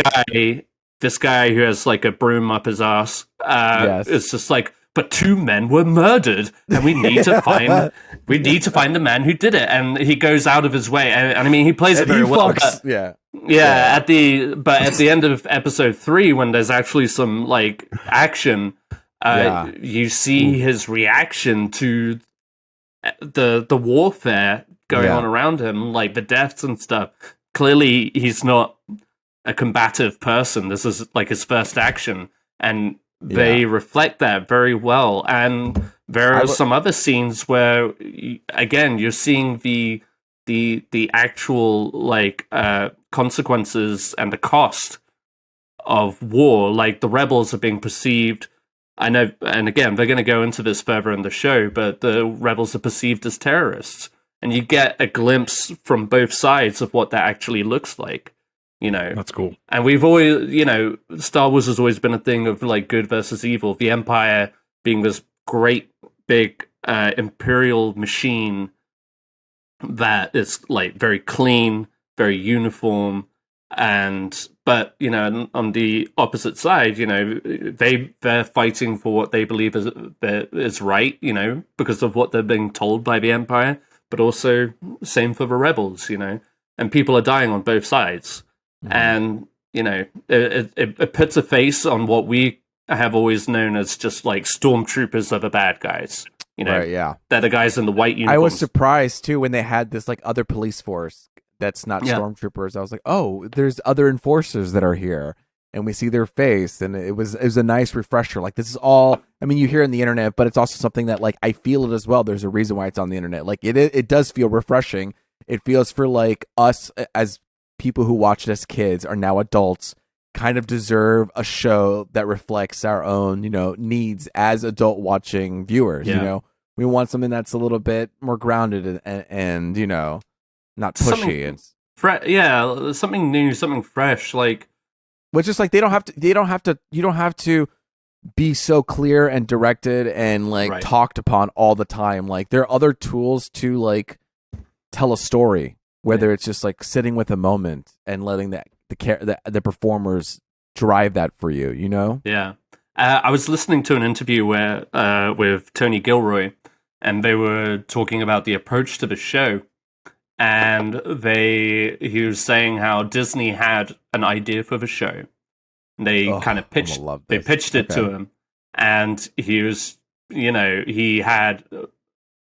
They were saying like something still doesn't feel right. So what do you think? Having worked with the character on Rogue One, and so he wrote basically what he like a full description of what he thought the show was or should be, and what the character should be, and how it should progress into Rogue One. And Disney was just like, "Oh, we can't do that. It's too whatever." They came back, so they left it be, and they came back to him. It was like, well, what if we, compromise and do a little bit of this, and then, but also do what you're saying? And he was still like, no, I strongly believe this is how you need to do this show. Yeah. And so eventually they came back, and also like both with the budget and the effects, he was like, no, it needs to be grounded. It needs to be on location and stuff like that. You need to see the broader spectrum of the war, not just like this singular story. And eventually they gave in, and that was pretty cool. That is what's up. Yeah, and knowing that going forward, it's almost reassuring because he obviously got the green light on what he wanted to do and how he wanted to tell the story. So that really means just like we have no idea what to expect from this. Yes, we know the overall story as we did in Obi-Wan and stuff like that, but that 5 years is a long time for so much shit to happen and go down and interact with other characters. Like we're gonna eventually meet K2SO, but that's just like a smaller part of. I mean, we're talking about the entire Rebel Alliance that they're going to be delving into, and they're the the overall resistance against the Empire. So that and the tone that's already been set makes for a very intriguing Star Wars show that I don't think any of us are going to be familiar with. Absolutely. Ready for. I mean, I think you could feel his strength as like a director and a producer. Like, no, this is how it's going to be. Like, this is the way. And sometimes you hire like directors or writers who are like new and upcoming, and that's great for them. They got brought in by a big company, but they don't feel as comfortable to like push back, because if they do, they're going to lose that opportunity. And that's know, of course, like they'll be like, okay, we'll find somebody else who's willing and hungry that'll follow our ways. Yeah. And he did play that. He played chicken with them, and he knows the characters well. And he's like, this is how it's got to be, and we're going to do it this way. And they're like, well, we don't play characters like that. Obviously, with Book of Boba Fett, they took the character a different way. Like, well, no, Boba Fett can't be that way. He has to be this way. And I'm sure they wanted to make the same influence with Andor. And he was like, no, I know who that character is, and you can feel that confidence in this show. You know, you can either give it to me or just take it elsewhere and see what happens. And he didn't care, and they brought him back. I honestly think this. I mean, I don't know. I think the show's going to do well, and I think they're going to bring him back for a movie or something. Do you know what I mean? Yeah. There's it's been quiet on the front of movies. There's no talk about what they're doing next for movies. But if they do dip their toe again, and people like this, I think he's going to give an opportunity to make a movie or something. Yeah. He also pointed out that he didn't talk to any of those guys like Dave Filoni and Jon Favreau. He didn't confer with them.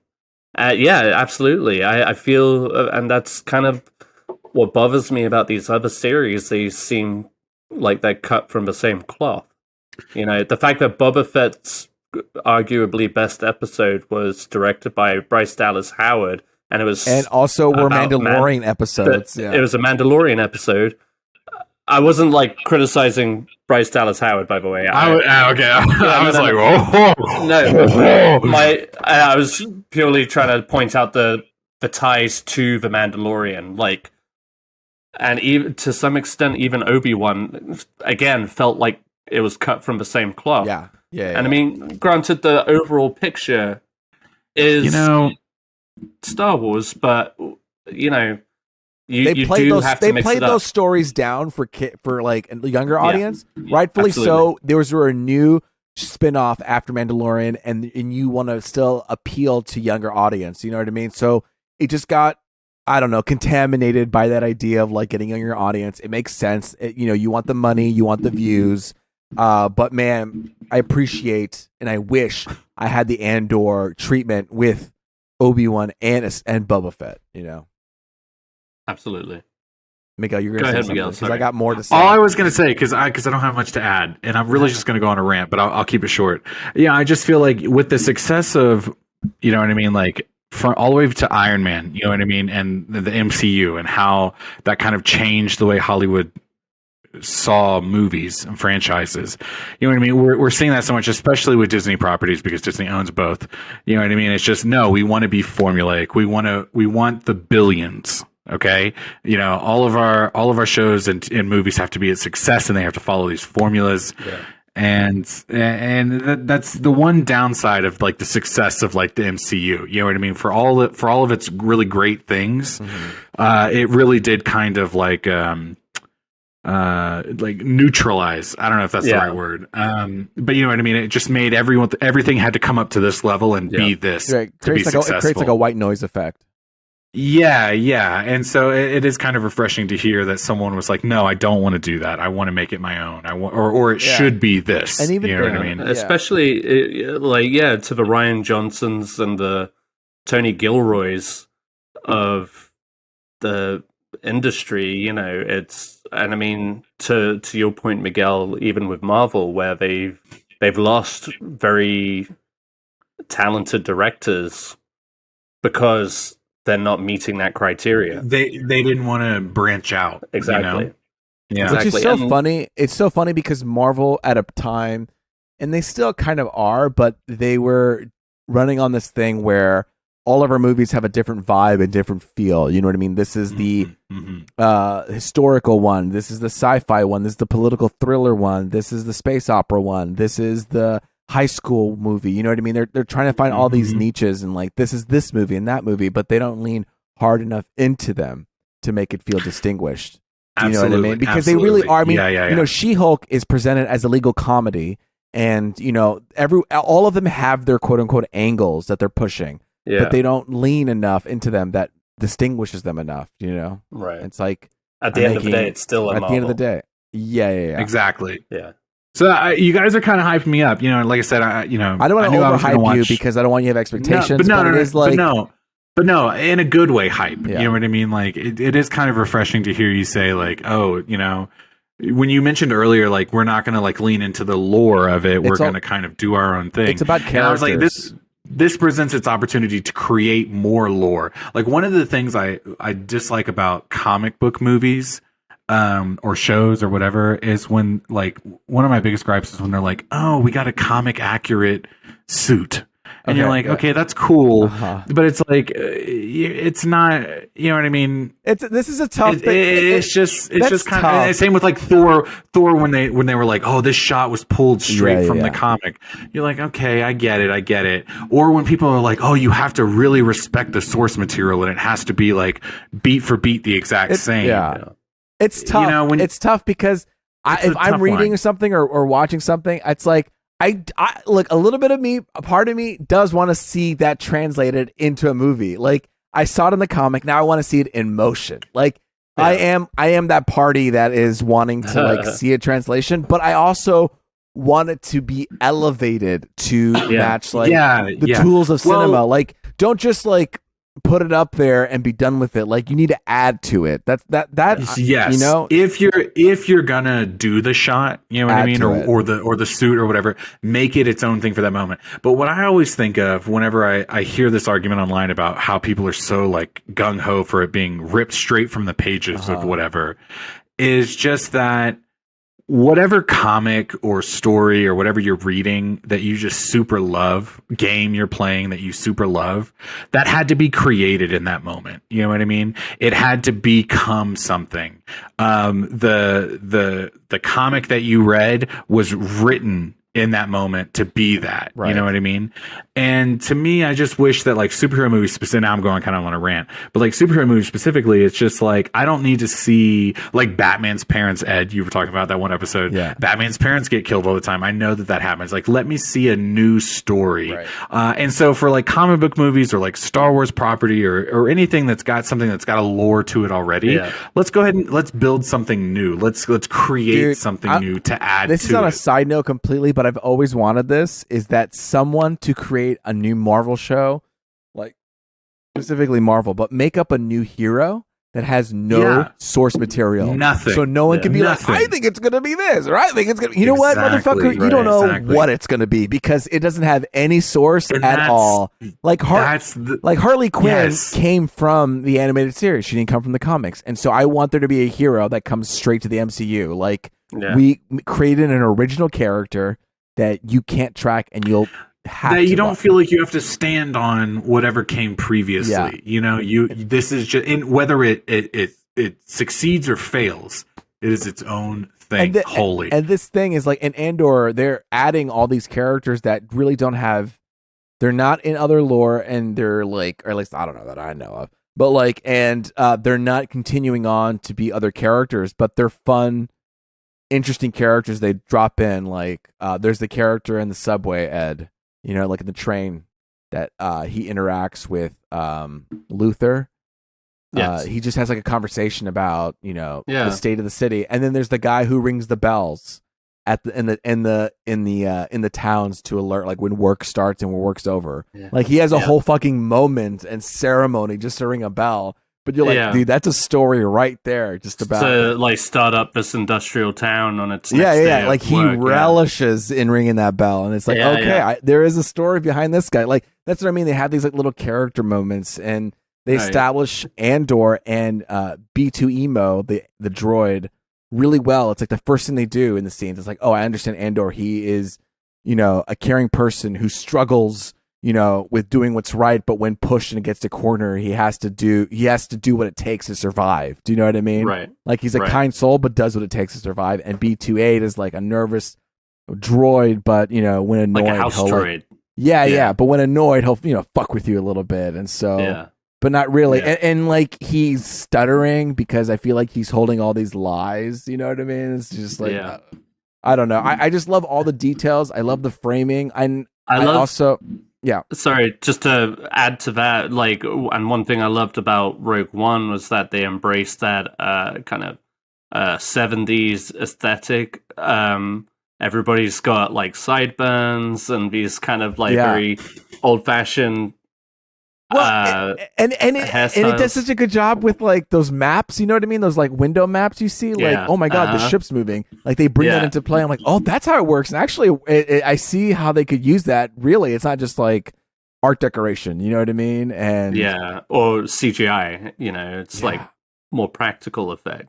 And I just love the textures of it. Even when they're looking through the little binoculars, I feel like, oh, that's an elevated version of what we would get, and not just we're replicating, we're elevating. And I dig it. I want to talk about the sets real quick. Can I talk about the sets too? Hell yeah, dude. So I think it's interesting, these sets, because I know they don't have a lot of money. They may not have a lot of space to do it, but what I've noticed sometimes what they do is they have a lot of depth to them, which is great on movies because you have foreground and background, and it creates just so much images in a picture like that. See what I mean? Yeah. Foreground. And so you have all this depth. I appreciate the example. Yeah. If you go on YouTube, you can see me make an example here. So it's something's here. Look at that. That's a pretty cool shot already. But anyway, they have depth, and so they have things in the foreground and background, and they make really interesting shots as they do that. So it's just oh wow, you're taking advantage of such a small space, but you're still showcasing it in a really cool way. I don't know. I just I am always thinking about production and how they have to produce these things, and the limitations you have to go through to get this off the ground, because I can imagine it being expensive or being too cheap to build these sets. You know what I mean? I'm sure if they build a big set, you have to reuse that set to make it worth the build, Yeah. But they find all these clever ways of really taking advantage of them. And it's just I think that shows, a director, producer who's really in love with the art, and they yeah, bro, I'm gonna make this shit look good. I don't know. And the music is also really good too. It's not your typical orchestrated big spacey movie. It's it feels very grounded. No, not at all. It feels grounded. It feels melancholic. There's that one session where there's a rock band, they had drums going on. Yeah, dun, dun. At the end of episode 3, two. Right? 2. Was it 2? But I was gonna say the opening. The bells. Yeah, they had the bell section where they're ringing it. Yeah. But I'm talking about at the end of episode 2 when Andor's walking towards camera. There's it's literally rock. That was band. episode 2. You're right. Yeah. Some drums beating up. Yeah. Yeah, I was oh shit! I you could do this. That opening title credit. Oh, very it's good too. Very Miguel, you'll love it. It's just the shot of this planet in the distance that's kind of silhouetted, and then suddenly creeping forward is Andor. It's kind of flipping up onto the cool screen. Way, yeah. It is a cool. It's just very unique. And can I? Yeah. Let me ask a question, since we're talking about title sequences, and I'm about to have some beef real quick. Okay. Shout out our previous episodes where we've been talking about, one of the things we talked about was Game of Thrones. House of the Dragon having the same theme song as Game of Thrones. Yeah. Real quick. So I assume Mandalorian, Boba Fett, Obi-Wan, Andor, they all have their different intros, right? Yeah. The thing that fucked me up the most was when we read those YouTube comments, and I know he's listening. Shout out Damon Tark at YouTube. We love you, Damon. Who really shout out? I mean, thumbs up. Please keep commenting on our stuff, okay? How he was just kind of no, Star Wars, you know what I mean? It's just this general theme that you're going to hear throughout everything, you know what I mean? And that's why we should just be okay with Game of Thrones, House of Dragons having the same theme as Game of Thrones. Yeah. And no, I don't think it should. I'm going to come back to that. I don't think it should. All these Star Wars shows have different ones, because that's one of the things he said was, Star Wars is the... No. No, Shout out to Amy Tart. everything outside of the saga has been different. Even Rogue One had its own. Yeah, right. Like, there might be like little theme cameos that you might hear, like the Force theme. But like, really, it's all very minute compared to. Yeah, no, I get your point. And yes, I firmly agree that the House of Dragon should have had its own fucking thing. We all agree. I think we all agree. Yes, I made that real video about me being upset, and that's legitimately what happened when I watched it. I was so excited to like, how are you going to do this? And I mean, yes, I think your eyebrows were something like, something like that. That's my Luis impression. Ed doesn't need a filter. You know what I mean? Ed, that's hilarious. We should have a whole series of just like recreating filters without the filter. This is my Tony Gilroy, I will say this. In episode 4, if you loved the bear, you're going to love episode 4. Fuck me. Uh-oh. Hands! Jedi, hands! Oh, no. Did I tell you guys that I renamed the Alexa in our kitchen to Alexa Yes Chef? Did I tell you guys this already? You can do that? Yeah. So wait, you tell Alexa Yes Chef? No. Like she's the boss of your kitchen? No. But the fact that she's in the kitchen, though, I did associate the title Yes Chef with her on the app. So you're like, Alexa, yes, chef, add 20 minutes to the timer?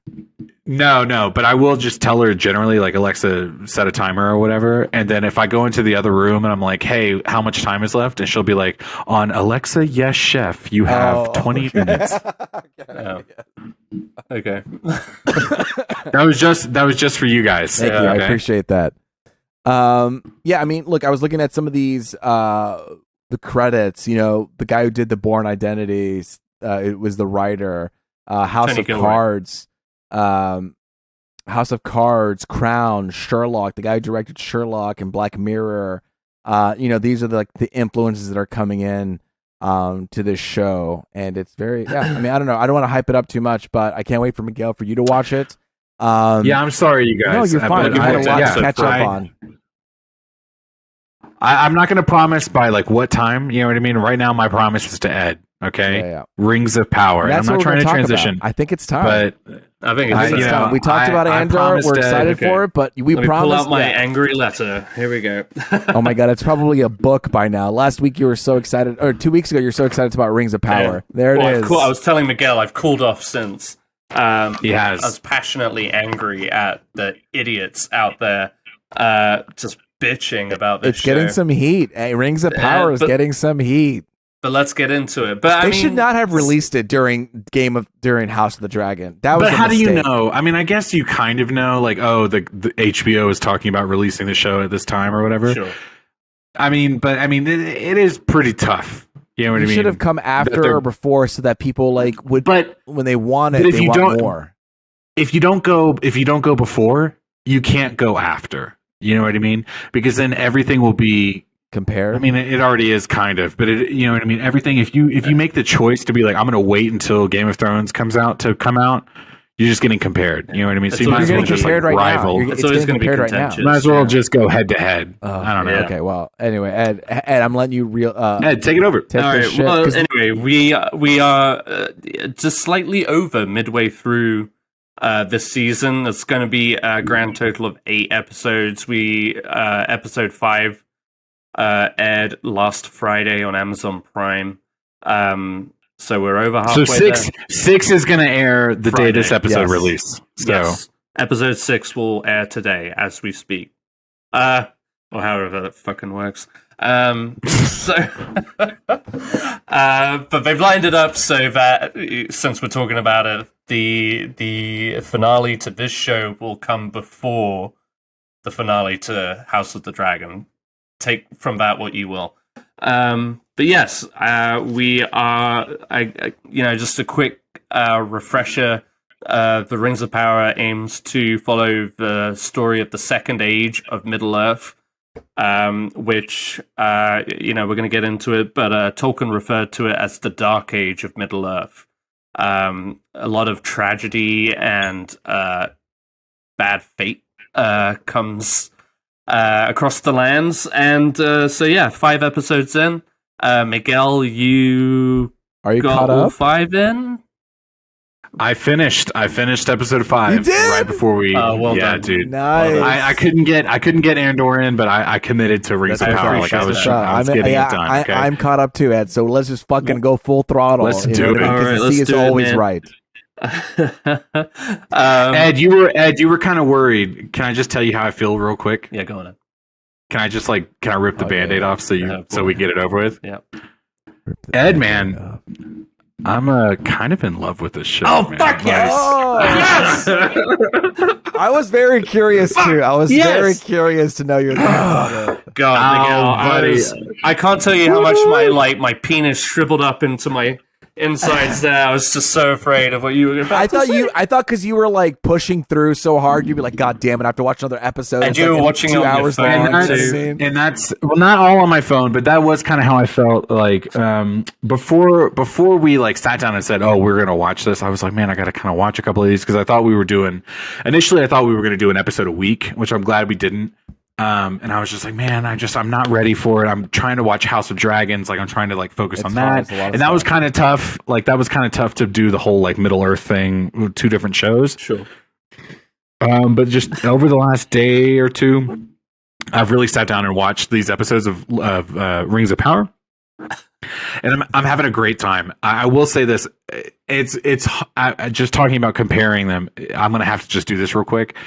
Comparing it to House of Dragons / Game of Thrones in general, I think Game of Thrones did a really good job about establishing itself away from the Middle Earth fantasy thing, and House of Dragon is doing a really good job about picking up that baton. Now, I say that in a sense, there's a ton of dragons in this show currently, but as far as the look and feel and politics of Game of Thrones, they're really picking up that baton. Yeah.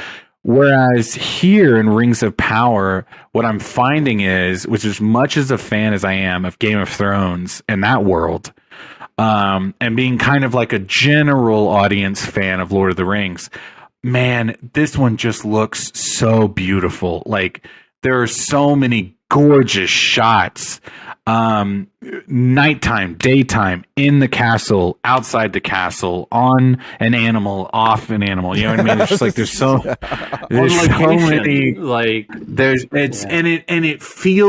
it feels like the same world as the movies, without being we're the same world as the movie. Okay, absolutely. And it's just it's really doing a great job. And I've kind of talked about this a lot in a couple of things we've talked about tonight, of towing that line of fitting into the lore or the world of this story that we've seen as general audiences in the media already, but also kind of being its own thing. Can I just briefly talk about a couple of my favorite shots that I just thought even on my phone, and that's not the way to watch anything. And I know it's not great, Ed, but even on my phone, there were so many beautiful shots that I had to kind of stare at my phone and be like, oh my God, this shit's beautiful. Oh God, please forgive me because I'm not going to remember any of their names. Is it the elf Elrond, right? Yeah. Who I'll talk about this in a second. Elrond, when he shows up to Galadriel and she's just come home from this excursion and they're about to send her off into Valhalla or whatever it is for the elves.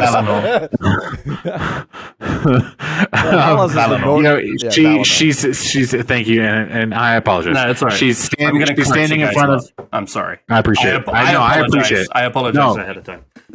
She's standing in front of her brother's memorial or whatever, and Elrond comes up and they have the whole conversation about he's kind of being that politician of pushing her towards something, and she's really fighting back. That just the whole scene was lit so beautifully. It's got these really beautiful golden yellow amber lights going on. But it also doesn't feel ultra CGI, even though you have to assume there's a ton going on. Yeah. And it just is. It feels like a bunch of lanterns are lit around her. You know what I mean? but it feels believable. Yeah. You know what I mean? There's a shot where, oh my God, the episode where they're on the island. Ed, say that island's name. Numenor. Say it again. Numenor. Yeah, that's how they say it. They always roll that R. Numenor. Where the bodyguard or whatever is like, oh, the house of lore or whatever. It's like the wherever they keep all their scrolls or some shit. And she's like, take me there. And then she hops on that horse and they do that slow motion on the beach, which you say like slow motion on the beach and you're like, what the fuck cliche ass shot am I about to see? But it's so beautiful. The color of her gown, the way it flows, the way she moves on the horse, the way the horse moves through the water. I mean, I was so captivated by this one shot that I was literally sitting there going, Zach, Snyder, this is how you do it, okay? It doesn't have to be every shot is fucking slow-mo. You choose the right one. Yeah. You know what I mean? And she's a woman who has been chasing this invisible enemy for so long, and who's just been battle hardened for so long. And this is like one of my biggest fucking gripes about these idiots who are complaining about this shit. Because like they were saying that, it's like, oh, she's just a bitch, and just like she's just being being like a moody teenager. Hang on. She's being like a moody teenager. The moment that scene happened, they turned it around and started just like criticizing how she looks on that horse. And it's just like she just looks creepy when she smiles. It's just like, you don't know what you want. You are just bitching about this show for the sake of bitching about this show. Like, and I'll give it to you. I really am going in this without reading a lot of the internet, which is kind of odd for me because I normally am finger on the pulse. Yeah, what are people saying? I would avoid it. The thing that people have been saying is disgusting. No, that's bullshit. And I mean, this is also, something I've been talking about lately with, every time they change the race of I don't know why I did that. I'm sorry. The race of a character, you know what I mean? And they go, oh, black person can't. You're like, shut the fuck up, man. Just like, is the story being told well? Yeah. You know what I mean? Like, just jump on board. Yeah. And that is something I'm going to talk about a little bit later. But no, I'm definitely not reading what the internet is saying about this. And I'm just kind of trying to. Really, the only person I'm fighting on this, and not really fighting, is really just making sure that I'm pleasing you, Ed. Okay, like when I'm watching the show, okay, make sure you watch all of this and enjoy it. Okay, but no, I'm having a really good time. A lot of beautiful shots. I will say there are very clearly from the trailer, like before the show came out, and I think I might have mentioned this before. Not only are they referencing the source material, Lord of the Rings. Okay, yeah. We're also seeing a rival to Game of Thrones, but we're also getting this little like hint of we have to compete with Netflix's The Witcher. Do you guys watch that show? Yeah, I've seen the show, and actually, I was going to recommend you guys to see the show too because you were talking about these shows so much. I see. That's what I'm saying. I'm kind of on the fence about this. Initially in the trailer, I was like, I don't love that they're doing so much of the Witcher stuff because then it feels like we're definitely trying to just compete with the other big shows that are kind of out right now. But watching the show, I feel like it. I mean, I haven't seen The Witcher, and I'm not trying to talk shit about The Witcher. I just haven't seen it. It does feel like, okay, we're doing it, but it's not like we're really lingering on all this. Like there's a lot of like The Witcher is about like monster fighting or something, right? Yeah, right? Yeah. That's what the whole goal is there. It does feel different. I feel like The Witcher does feel different than these two shows. But do you understand what I mean? Like where they're kind of like, I mean, you got three very like, very popular, but also very grounded in their own world fantasy stories. Like, for example, the lady who ends up becoming kind of like queen of the people, not Bronwyn. That's the Harfoot. Ed, I'm paying attention. The elf who comes back. You know what I mean? The black elf. I'm sorry. I don't know how to say it. What's his name? Arondir. Arondir. He comes back because he kind of has feelings for this woman, right? Yes. She's like a healer. She talks about like healing at one point, and then in that same episode, she like throws this like red grenade. It's like the smoke grenade or whatever. And then you later see that same Arendir. Is that his name? Arendir, yeah. Arendir, where they're fighting like the wolf in the camp, the warg camp. You know what I mean? The warg. Yeah. These to me feel like Witcher moments. You know what I mean? I see. Okay. That's the point I'm trying to make. But at the same time, for someone, when I was watching the trailer and I was kind of getting these vibes already, they feel very organic in the show. Yeah. I don't ever feel like, oh, here we go. Okay, you know what I mean? Right. And I mean, I've got a couple thoughts. I've got a couple really good thoughts, and I want to talk about each of these scenes I just mentioned, but I don't want to overtalk it. So please let me just step back for a moment. Ed, keep going. I want to hear some of your thoughts. Well, I mean, we already know that I'm in love with this show. Luis, I mean, do you have where are you at on this show? Just so far on the show as a whole. I'm caught up all the way. You know, one of my favorite characters is Durin. You know, the troll character, the dwarf. I love Durin every time. Love it. Like the scenes I look forward to is when he's on screen, and honestly, I love Galadriel. Yes, I love. Every time she's on, I'm like, all right, what we doing today? Because she is so committed to fucking like save the world and Sauron, and she does have a problem because she can't let it go, and she's obsessed with being a fighter. That's why she had that face when she was riding the horse. She was like, We're talking about a 1,000-year campaign. Like, she's been doing it for a long time. She's been doing this for longer than everybody else has. And you know what? Yeah. When you do something for a long time, that's kind of your life. And so you don't let it go. It's very difficult to let it go. And so I don't know. She's so driven, and Durin is so funny that when these two characters come up, I'm always like, oh hell yeah, I'm ready for this storyline. You know? Yeah. Talk about a really beautiful moment to reference that scene I was mentioning earlier, where Elrond talks to her about like it's time to let go. It's time to at her brother's memorial or whatever. You know, you need to go on to Valhalla. What is it, Ed? Valinor. Sorry. Yeah, he's trying to kind of push her to that, and he's like, it's all gone. The darkness is gone, and she's just like, then why is it not gone like here, like in my heart? And man, I don't know why, but that shit fucked me up. I was just like, God damn, yes, Galadriel. Like. Sometimes you're holding on to that shit and you can't just let that go, you know? I mean, obviously we all know that she's right. It's like, right. Man, I think she does such an incredible job at, another thing the internet wanted was just like a mirror image of Cate Blanchett. And we all love Cate Blanchett. But one thing you have to understand about these characters, especially the elves, they are thousands of years old. And she, when you live that long, guess what? You're not going to suffer fools for a minute, and like she might be short with a lot of elves. It's just like, a lot of men and, the race of men but it's like, because guess what? I've been doing this for a long time. I already know that I'm right. And I'm gonna be doing it for a long time. I'm gonna be doing it. Like, you can try and stop me now, but I'm gonna keep doing this. Like, but see, that's the fun relationship she has with Halbrand, who's the human, right? Yes. The king. Because he's like, you can't just be galloping in there, trot like a colt is what he compared it to, a horse. And she's like, you can't just keep, ramming your head through there. You have to like have a little bit of finesse. These are humans, you know what I mean? You can't just push your way through. And it's like, you have to identify their weakness. And she's like, yes, I have to identify the weakness and exploit it. It's like, no, don't exploit it. Yeah.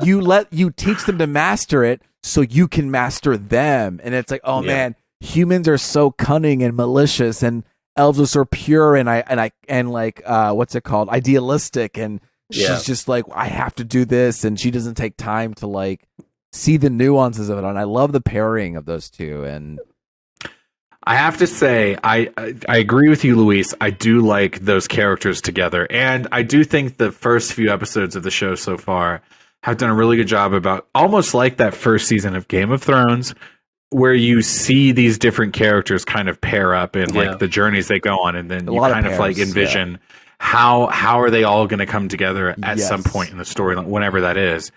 But I will say this, my only complaint, Ed, I'm so sorry I have to complain about something. You're allowed to. I grant you. Is the only thing that made me kind of roll my eyes was the whole him being the king of his people and kind of reluctantly not wanting to do it, but obviously he's gonna like rise to the occasion. Sure. And that, I mean, obviously that was that was like Aragorn's story. His whole story in that whole trilogy, and they gave that a whole third movie to him. And it does kind of feel like, for a show that's meant to be like the story before all of that, this does kind of feel like a rehashing. Sure.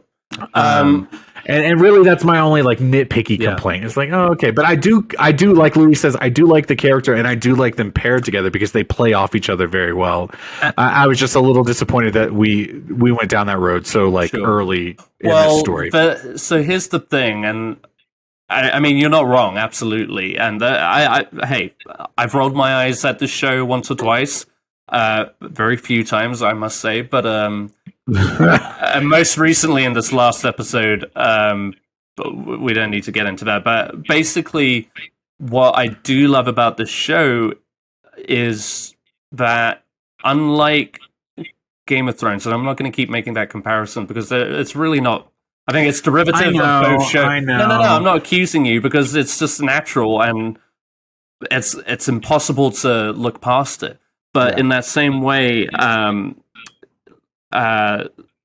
Game of Thrones, the way it was told its story would be like each episode leads to like a major cliffhanger or to a certain extent, whereas this show kind of is at its own pace and there's a lot of mystery to it.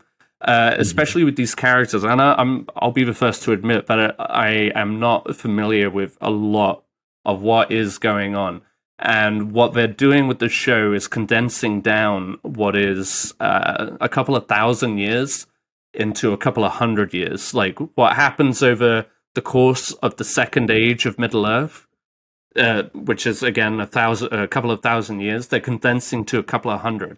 I mean, and that's for more practical reasons, like, if you spread it out over thousands, you're going to be recasting humans every couple of episodes, basically. Every few, and all of that technicality stuff. But it does raise a lot of interesting prospects. So, for starters, the Southlands, where Halbrand is supposed to be king of, we now know from the Lord of the Rings films and story and The Hobbit, in fact, that the Southlands, at some point in time, and this is why we're referring to this as the Dark Age of Middle-earth, that is going to become Mordor.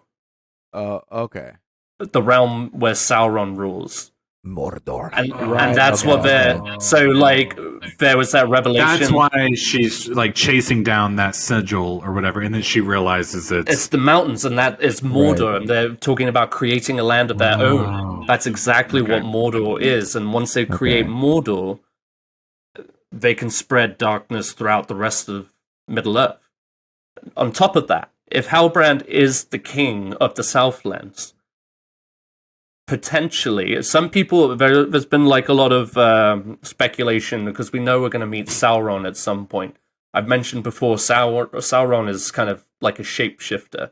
In a lot of the stories, he is a very attractive elf, essentially.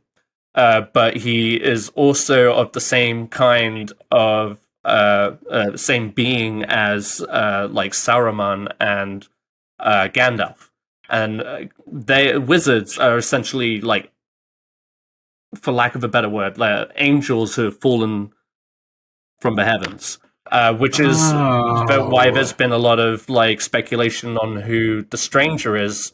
Oh, he's got to be a wizard. Wizard. He's for sure a wizard, right? Well, he might be a wizard. Some people think he might be Sauron. He could be Saruman. He could be Gandalf. And a lot of people. I'm just saying, like, that's the speculation. But anyway, so you have the stranger. That's a mystery. Halbrand, we don't know who he is, but if he's king of the Southlands, there's a big chance that he could eventually become a ring wraith, because we all know that the ring wraiths were men who were given rings and were consumed by, their lust for power and stuff, and they were consumed by that, and because of Sauron's magic, became wraiths. Are those the characters who like find Frodo and like yes, and the black capes who scream? They look underneath, but he's hiding under the tree. Okay, yeah. I actually, Ed, I do have a couple of Lord of the Rings questions that I'm trying to like pair up with the show. Can I ask real quick? Yeah. Well, let me finish my thought real quick. Sorry. All of that to say is that the show hangs on to its mystery. Like there are so many, like we don't know who. Adar is the elf who that's one of my questions. Yeah, we don't know who he is and where he places in the story. You like a lot of people thought, oh, this is definitely Sauron. I don't think that seems to be the case. He seems to be an elf who has turned over to the dark side, for lack of right. That's what it is. Yeah. So and that's what I love about the show. It's taking a different formula and going at its own pace, but introducing all of these mysterious characters who we don't really know who they are yet. And but we know that these events are going to happen in the future, like the creation of Mordor and the ring wraiths. We know we're going to see the creation of the Rings of Power, which consumes some. It doesn't have the same effect on elves because they're granted rings too. So, but wait, hold on. Isn't that the mithril? Is that what the Rings of Power are made out of? That's got to be one of the rings, right? Because Elrond. Oh, okay. So remember when the Durin gives him the mithril? You know what I mean? That rock that's like the light and that glows. That thing that glows.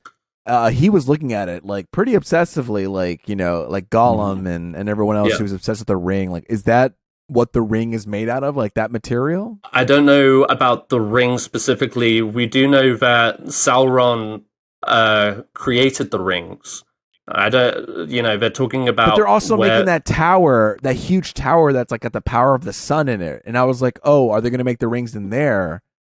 Well, they don't make the rings. It's Sauron creates the rings, and he uses them to deceive the realms of men.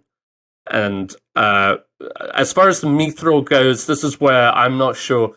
As far as what I know about mithril, is that in the Fellowship of the Ring, Bilbo gives that armor, that chainmail, to Frodo, and that's made of mithril.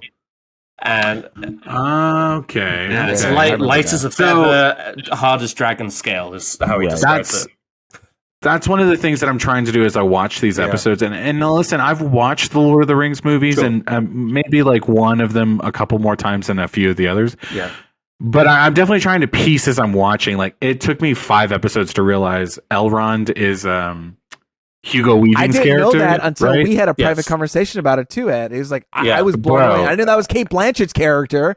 Played by the Galadriel. No, I knew that was Cate Blanchett. I knew that was Cate Blanchett's character, Galadriel. Yeah. But we meet Isildur, or what's his name? Isildur. I mean, in the Lord of the Rings, Fellowship of the Rings, Hugo Weaving's like, throw it in there, Isildur, or whatever. And he doesn't. Right. And so now my brain is like, oh, that's that same character, right? Yes. And I'm like, oh, so all of the choices he's making right now, that is all because of I'm supposed to understand that this character later is kind of like weak to the ring. Yeah, you know what I mean? Because it looks like when he holds the rock, the mithril. Exactly. So I'm kind of like learning. But Elrond.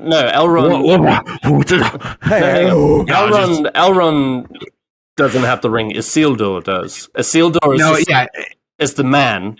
The man. Yes. So you in Numenor, the island, we have Elendil and Numenor. Sorry, not Numenor. Isildur, the father and son combo. Mm-hmm. Mm-hmm. I'm watching Luis. I'm following. Okay. And so they will eventually become, kings in their own right, and they are the ancestors of Aragorn. So Elendil, we know, dies in the final alliance against Sauron. He's the one who has this shattered sword of Narsil. Yes. Okay, that's his sword. That's the sword where Isildur picks up and he cuts off the fingers of Sauron and the ring falls off. Wait, the sword that's not the fire sword, right? Sorry? No. Okay, sorry. We haven't met Narsil yet. Okay. We haven't met the sword yet. Sorry. Wait. Okay. Before you go on, because this is one of the things I want to talk about. When you just talked about who's the dad, the one you were just talking about, who cuts off the fingers? Isildur cuts off the fingers, but his dad is called Elendil. Oh, Isildur does it. Okay. That's helpful. That's helpful information. Now, here's the thing I want to talk about. In the movie Lord of the Rings, okay, he cuts off the fingers in the beginning of the Fellowship of the Rings, right, as the prologue. Yes. And then he picks up the ring and then yada yada. They go on their little journey. Yes. The guy who gets his fingers cut off, who is that, number one? Who is that? Who gets his fingers cut off? That's Sauron. Yeah, that is Sauron, okay? Sauron. Coming back to who we're talking about in this episode, Adair, the orc leader. Adar, yeah. Adar. Yeah. In episode 5, he puts his hands on one of the guy's shoulders and he's like, kill him. You know what I mean? That moment where he's like, you got to kill him if you're going to follow me. Yes. And one of his hands has that glove that Sauron has when he gets his fingers cut off. So that's my question. Is he supposed to be him? No, you know what I mean? Well, see, people suspected that he was Sauron. But I believe he was an elf who basically just turned to the dark side. So not Sauron. I don't believe he's Sauron. Now is okay? Here's where I get confused. Remember, when the group of men go up to them in that last episode and they surrender to them and they're like, we serve you. Right. And then that old guy is just like, Sauron? And he kind of gets angry. Whoever you are, yeah. Yeah, exactly. I think he's just wearing a gauntlet that maybe was gifted to him for his loyalty or whatever. I might be wrong, but I've watched each episode at least 2 times. But he is wearing an armor that resembles the elves. He's wearing elven armor. His breastplate is elven armor. It's darkened. It's probably just the rest of them. It's all dark armor and whatever. But so I believe he's an elf that has turned to the dark side. I have to say, so that was my realization in this episode, as I mentioned previously. Elrond, Isildur. I was thinking about Sauron with his glove. Yeah. Besides Galadriel, who I knew for sure was this is Cate Blanchett's character, thousands of years before that or whatever. I really am just piecing together, this is who you are. Right. In the scheme of things. But if we could just briefly, before we, let's get out of this black hole of confusion for a second. Yeah, one of the points we have here is keep convoluting it more. But no, not at all. It's somewhat helpful. You're kind of like our very own Steven Escobar right now. Okay? Shout out to Steven. I appreciate it. No, one of the points you have here is talking about favorite characters. Can I talk about some favorite characters real quick? Yeah, go for it. Okay, we talked about the dwarves. Who's the prince dwarf? Durin. I want to talk about his wife. Yes. What's her name? I'm pulling it up. Oh God, I'm sorry, you guys. And I knew coming into this I wasn't going to know. No. I'm still Princess figuring it out Disa. myself. Disa, yeah. Disa, you guys. I love her. I fucking love her. Okay, every time she's on screen, I'm like, you are so believable. Everything you say, I'm like, absolutely. But can I tell you guys again, much like that slow motion ride of Galadriel on the horse, that episode where the dwarves get stuck under the explosion, the rock that caved or whatever, and she sings to the mountain to them. Yeah. Oh my God, I was chills all over my body listening to it. Yeah. And I was just like, And they had referenced earlier how dwarves they don't just like, oh, there's the gold, I'm gonna pick it out of the rock. They like sing to the mountain, and the mountain sings back to them, and that's how they like learn what areas to mine and what areas to leave alone. Yeah. You know what I mean? And it just felt almost religious, you know what I mean? Like just so poetic in the way that they were treating this space, and it was just like I loved this, you know what I mean? The one dwarf, obviously Gimli in Lord of the Rings, you know what I mean? And there were maybe others in The Hobbit and this and that, but this is, to me, this is the first time I'm really like diving into like the realm of the dwarves, and they're just so believable right away. That entry, I'm having such a good time. The first time we get introduced, rocks. Yeah, well, yeah, but like before that, like when Elrond first arrives at Khazad-dûm, and they let him through the doors, and you get to see the entire kingdom. Oh man! Ground. You've got these warrior dwarves who have like these helmets on and stuff. It's such a brilliant entry into that realm. I thought.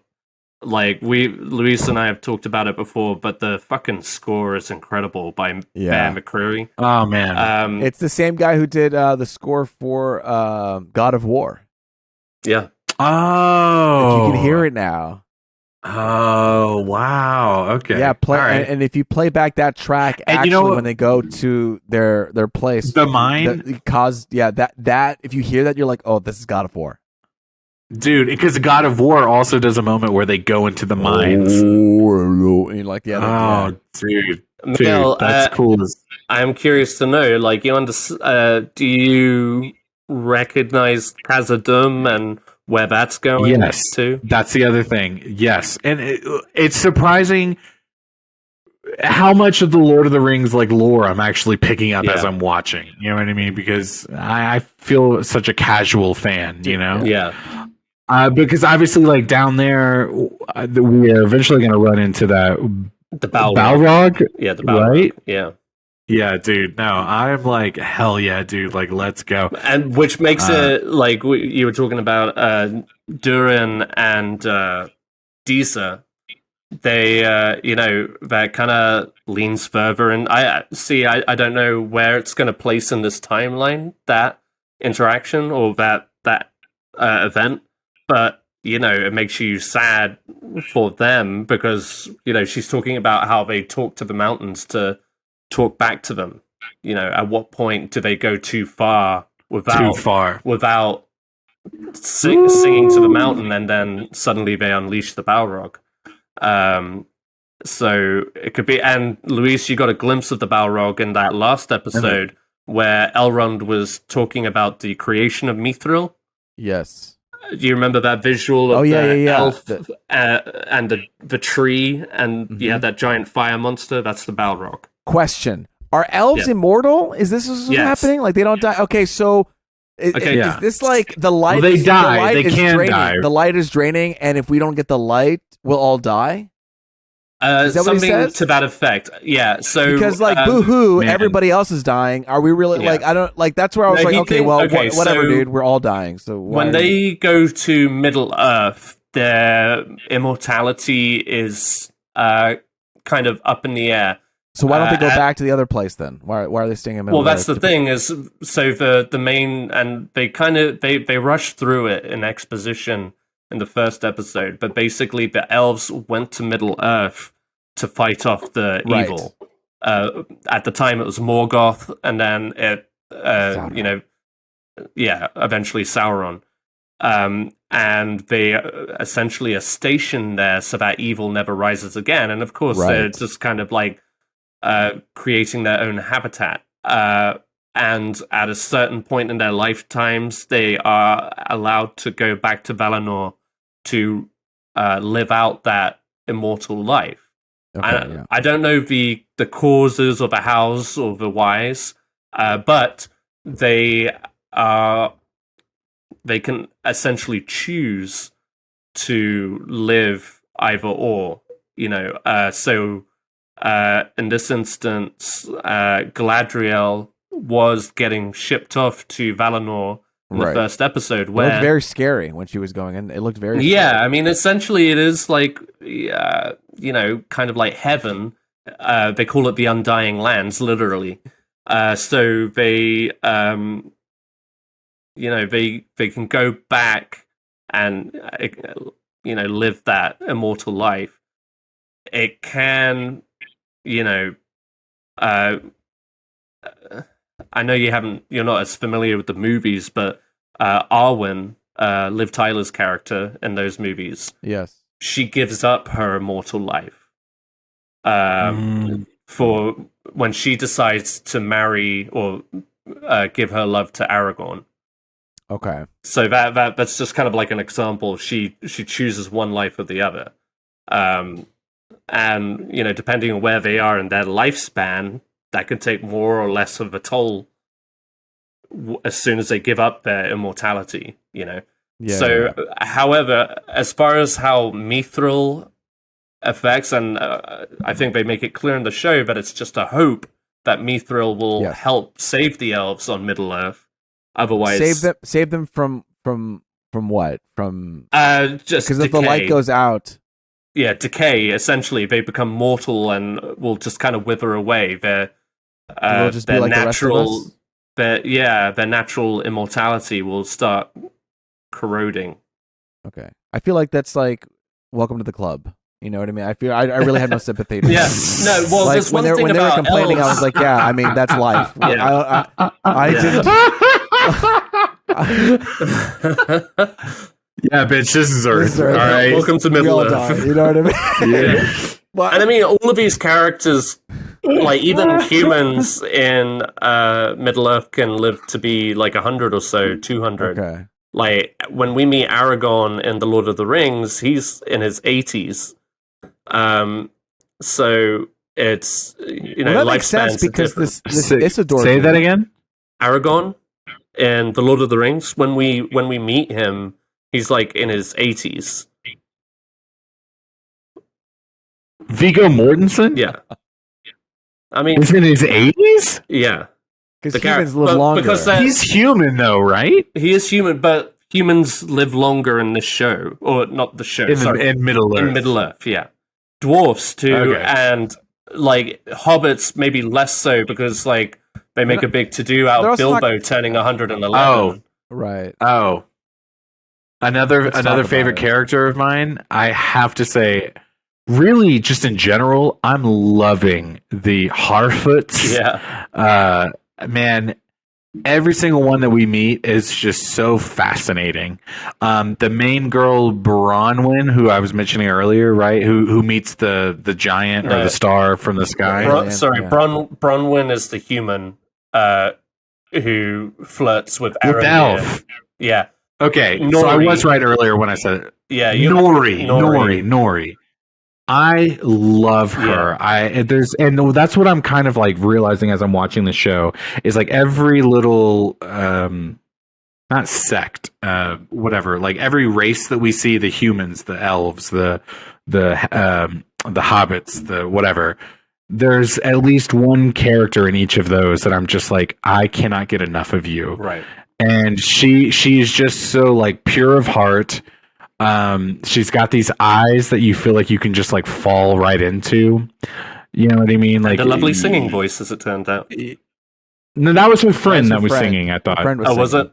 Yeah. Well, then her friend has again, singing voice. Another way that this show is like showcasing beauty. Yeah. Like we're seeing the shots, we're hearing the music, we're seeing the whatever. And it takes the time to tell that too. It isn't action, plot point.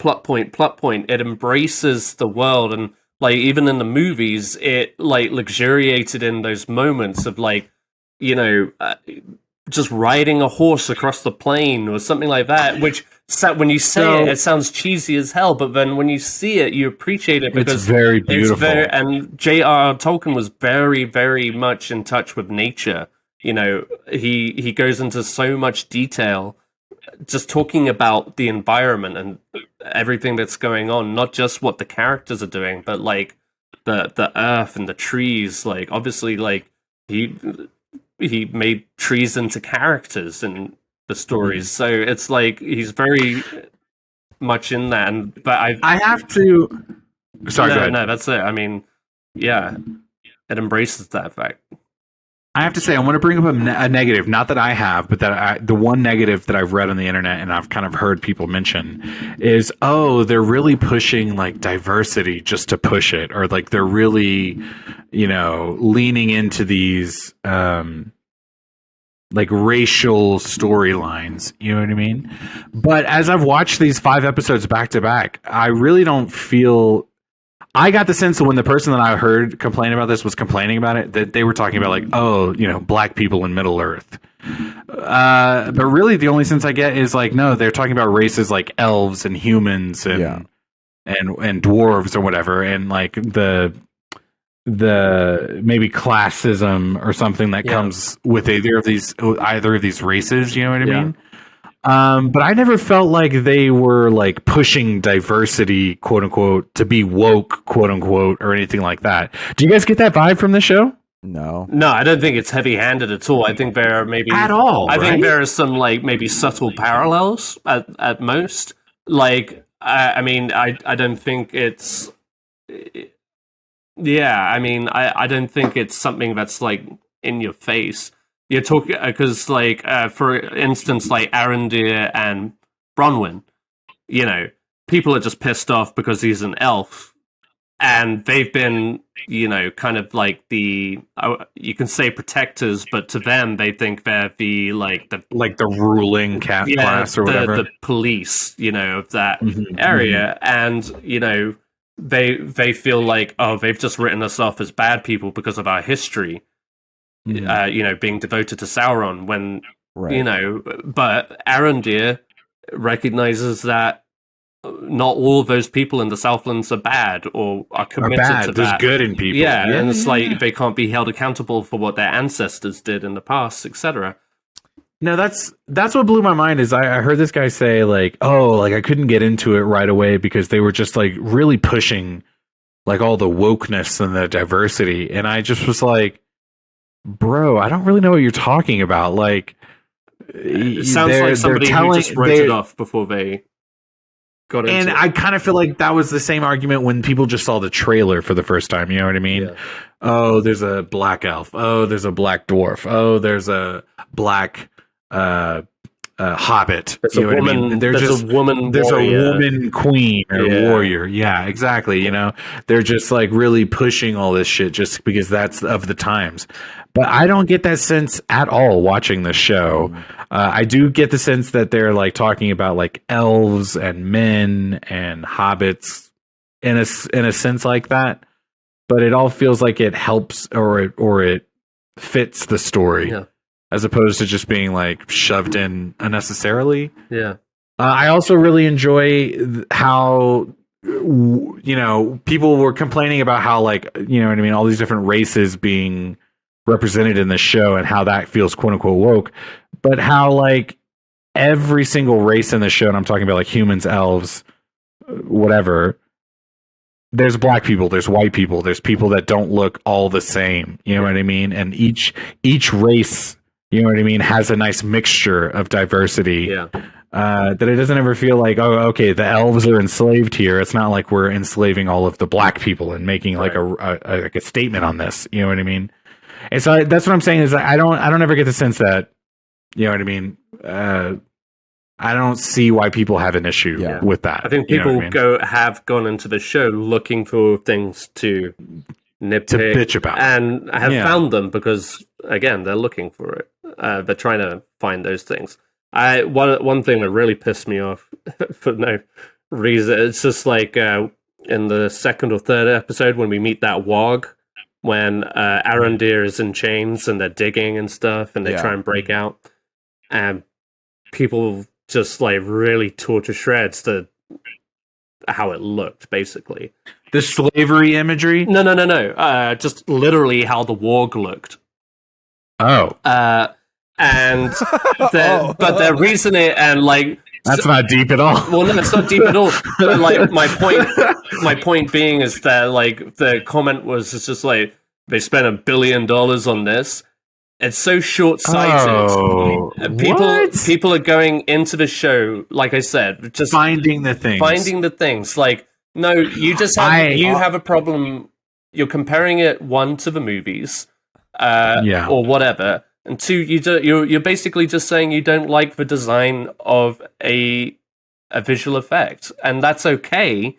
But don't frame it like, oh, they spent all of this money on this one shot. No, that's not what happened. Because that's not where it is. Also, it's season 1. Yeah, you're not looking. Well, not even. You're just not looking at the bigger picture of what they're telling.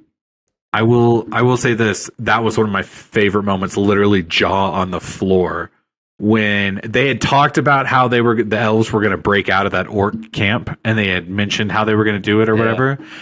But then all of a sudden, it's happening. And you're just like, oh shit, whoa, fuck! Like when they're doing that thing where they like kick the chains, you know what I mean, like Jackie Chan or whatever, and they're like flinging them about. I was just like, oh shit! And again, I'm watching on my phone. Oh yeah, when he like runs on those chains, and bro, dude, I was like, this shit is lit, man. Like, I'm having a good ass time with this, man. Like, that chase in the forest, say that like.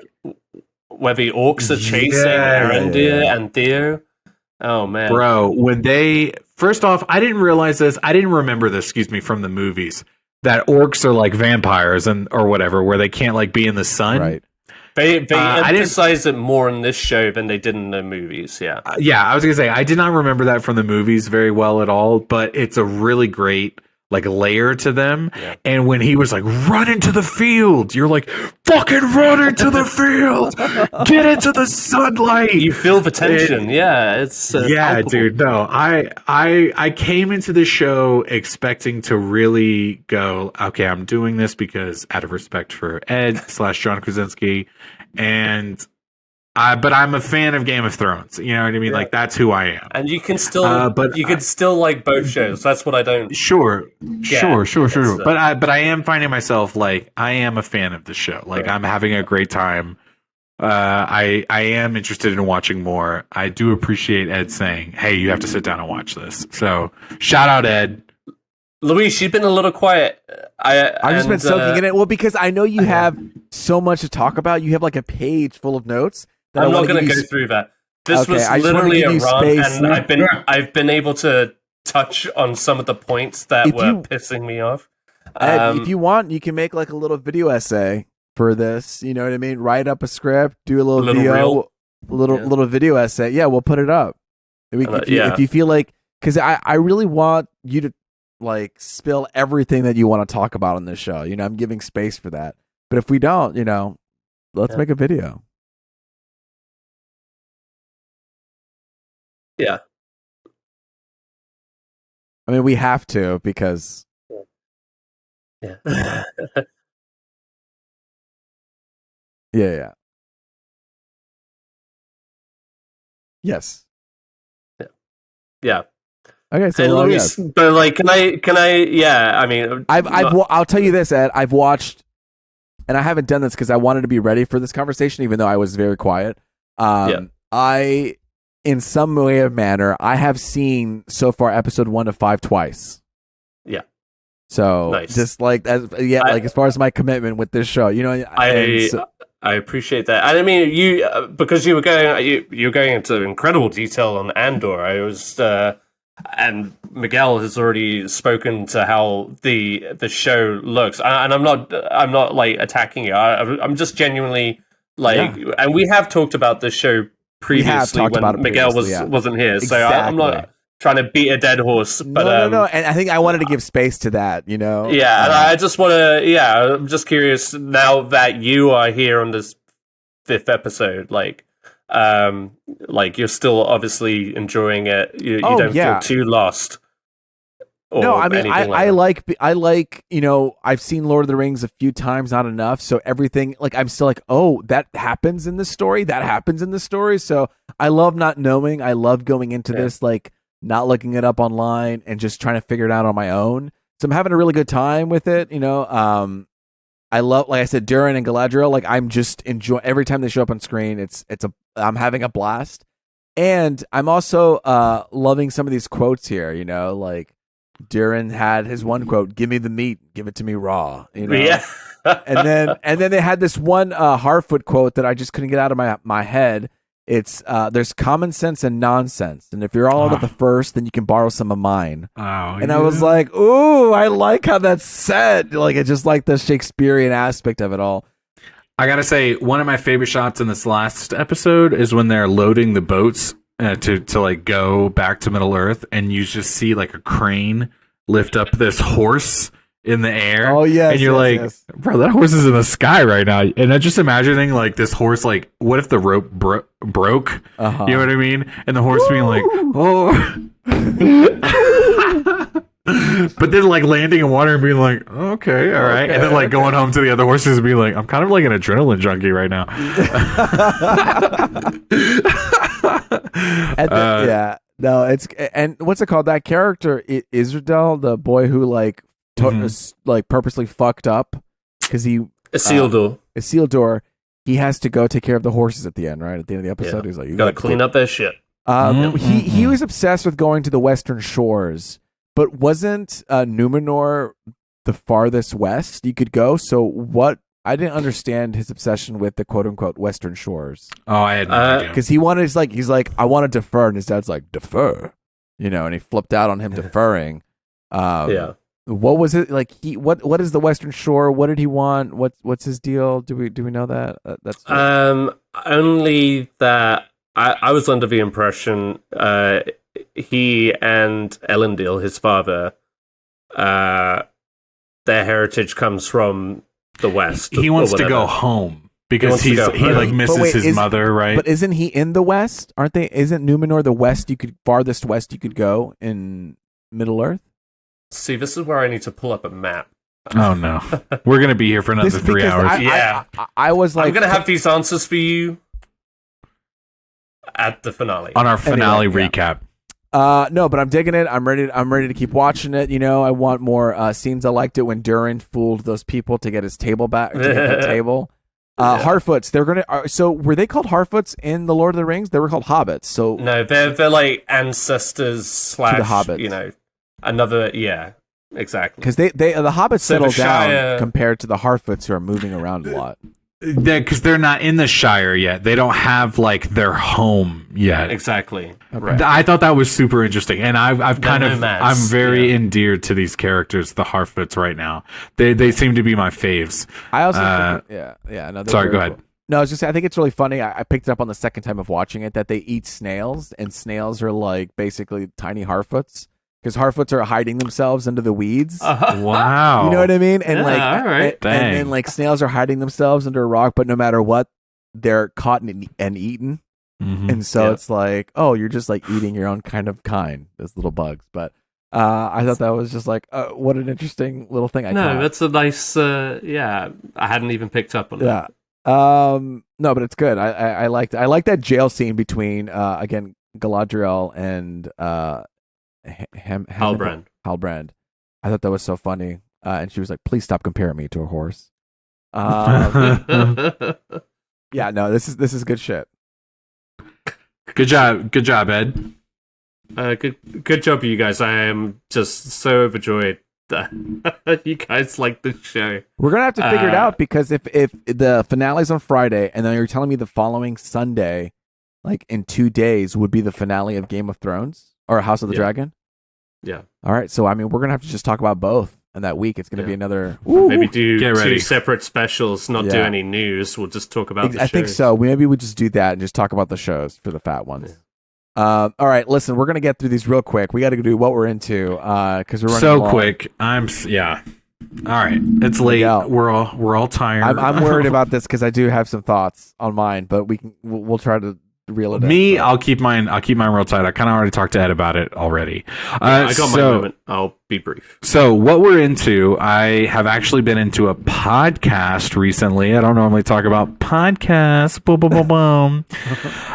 You guys know, you're familiar with Serial, the first season, Adnan Syed, and his journey and story. Adnan Syed was just recently released from prison for the first time in 23 years. That's crazy. It blew my mind. I had already listened to season 1 of Serial beforehand, many years ago. I went back this last week and revisited it just so I could, kind of be up to date on what's going on. What a phenomenal story. Just super tragic. Lots of details that really make you go week by week, like, huh. And you're kind of pulled in one direction multiple times, this way, that way. I will say him being released, one of the things he was released for was because they found some new evidence that there might have been other suspects that they didn't mention at his trial. Oh, wow. The host, Sarah Koenig, she does a really good job about mentioning that there's these suspects, but she doesn't mention who they are, even though she knows their names, because it's still so fresh. And it's like, she's done a really good job throughout the entire show of not, even though she's like talking about the trial and how it affects Adnan and how it affects the world around him. Right. Trying to be as neutral as possible. And so I thought in this moment with her talking about how there are suspects and I know who they are, but I don't want to mention them, I was just kind of like, yeah, let it kind of play out how it needs to in the system. But Adnan Syed is home, and whether you feel he did it or didn't do it, I'd have to say Serial Season 1, I haven't listened to the other seasons, is one of the most fascinating podcasts. So shout out. That's all I have to say. Shout out. All right. Awesome. Ed, what have you been up to? All right. Just going to list it off. The Great British Baking Show is back, and it's airing every Friday on Netflix. Wait, I actually didn't know it was back. I thought you were watching an old episode. When I saw this, like, oh, I guess he's catching up. It's back, like a new season, new crowd? Back. Okay. Yeah, and they're releasing a new episode every Friday. Can we do on...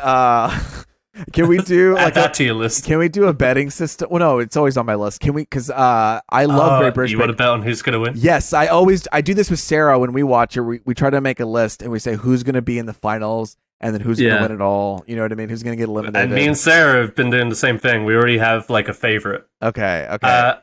Okay. Well, yeah, you and Sarah catch up. It's only one episode, next right? Episode, 2. Okay, 2. Yeah, we'll catch up. We love that. What is it on Netflix? Netflix. Yep. All right.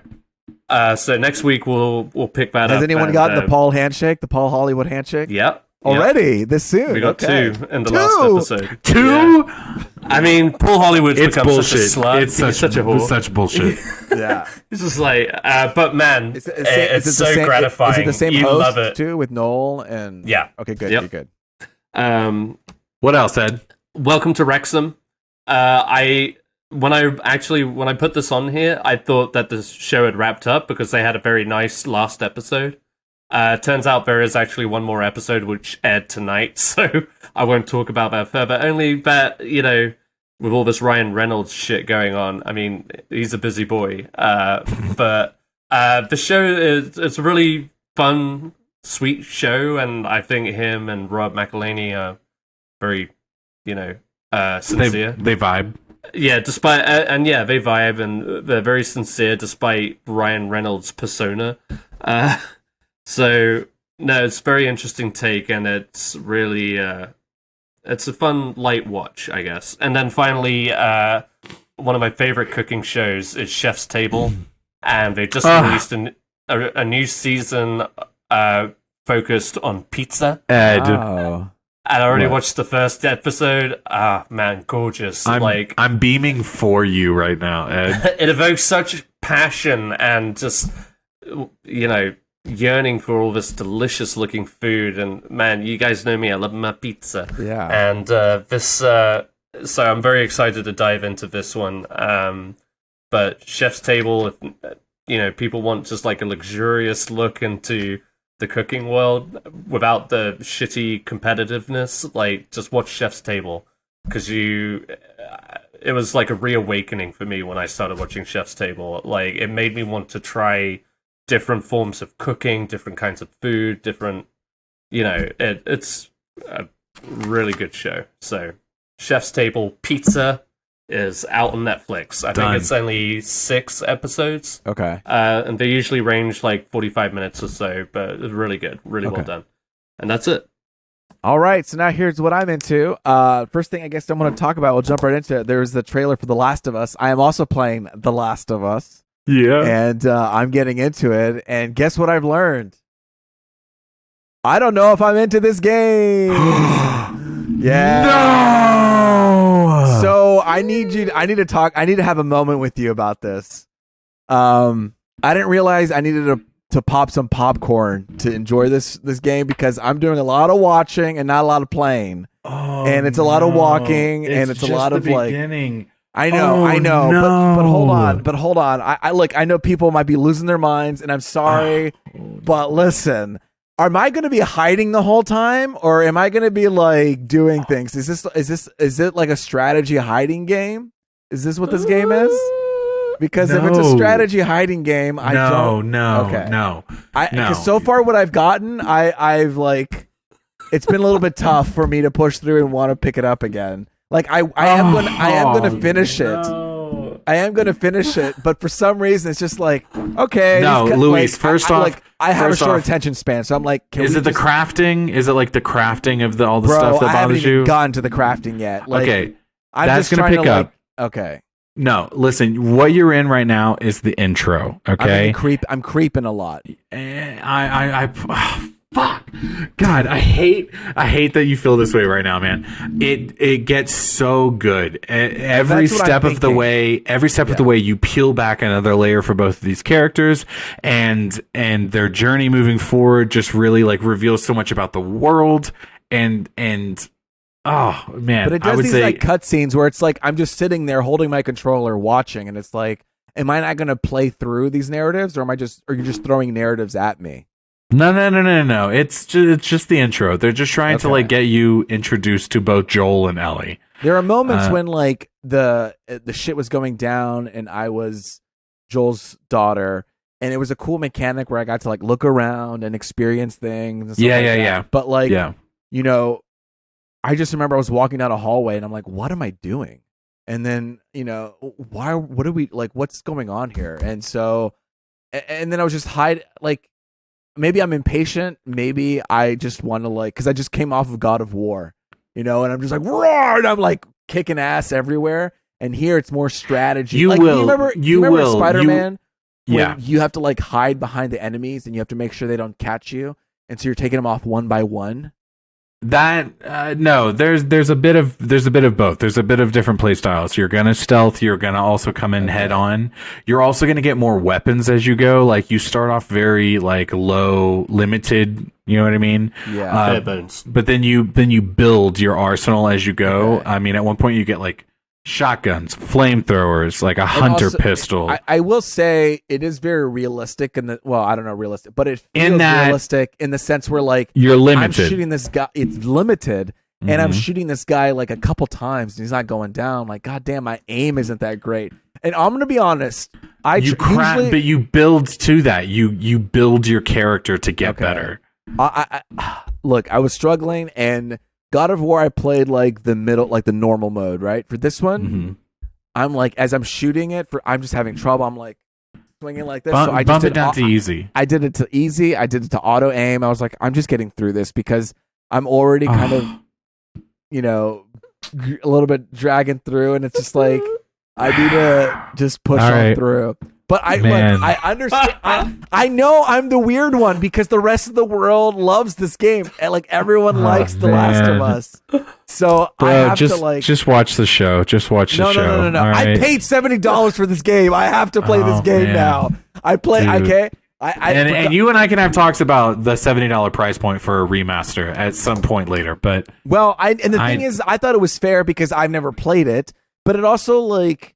You know, the textures are great, but then the physicality, it feels like kind of. But also, it's an old game, so I understand all. But it's an old game that they're trying to, But I also thought if it was a remake, I thought it would be a lot more fluid. Do you know what I'm saying? The perfect one for me is the PS4. Shut up, Ed! Don't yawn while I'm talking. The perfect one is the PS4 remaster. Okay, so it originally came out for PS3, and then they remastered it for the PS4. Right. To me, that is like for Last of Us 1. That was, to me, my favorite way of playing that game. I know I'm still in the intro mode. Like I just met Ellie, and we're just getting. I just met the little clickers, and so I'm not done with it yet. But first impression, I was just like, wow, this is a lot. I understand. I'm just. And this sad. is the thing of like, I'm learning about what I enjoy in like my gameplay. Absolutely, you know what I mean? absolutely. And so I'm going to continue because it is so highly like praised. And like if it, I apologize if I hyped it up at all. No, everybody hyped. The world has hyped it up for me, you know. And then I get the plot, and it's like, oh, it's a zombie outbreak, and obviously she has the what's it called, the special blood. She's immune, but she's infected, but immune. Like, and then I was like, oh wait, I feel like I've seen this plot before. But also, this came out in 2013, so you know, I just might have been hit with this plot over and over. By the time I went back to it, it feels old. When at the time it could have been revolutionary, you know what I mean? But the thing is there's so many chapters where you take this kind of generic plot point. She's immune to the virus, and what does that look like through different stages of this story? Okay, when she interacts with different characters, when she interacts with different scenarios, and what does it mean for Joel to have to carry her through all of these moments? And what does it mean for her to have to carry him through a moment or two? Just tell me that the mechanics also in the story, like they're gonna evolve, right? Like they're gonna. I'm not gonna lie, it's tough because you're playing the PS5 remaster. That they're gonna try to, and the second game already came out, so they're gonna try to emulate some of the second game, but before it even came out, if that makes sense. You know what I mean? Like. This was the first. This was the original. And so when you try to kind of like bring it into the current console, you're going to kind of run into this like headbutting. I don't want to overtalk it. I'll just say this. What I'm saying is like there's still things because I'm in the intro phase. Just let me know. There are things to look forward to, right? Like yeah. Okay. Like it's gonna be different. Like it's gonna okay. From all accounts, I've heard nothing. Like I've had so many people that aren't Miguel swear by this game. Dude, I know everybody I know has swear to this game. I feel weird. I gotta say though, I feel like the spoiled child of the group because Miguel's reaction to this is probably how I'd react to you guys not liking Rings of Power. So. That's what I was just thinking. I was like, oh no, this is where it comes in. Oh, it hurts so bad. That's okay though. I listen. I understand. I'm going to play it because it. I will say, you gotta. I mean, I was not expecting that reaction. Me either. And if you both end up playing this game and you both said the same thing, Miguel, I don't really like it, blah blah blah blah. I couldn't get into it. But I do know that I really would.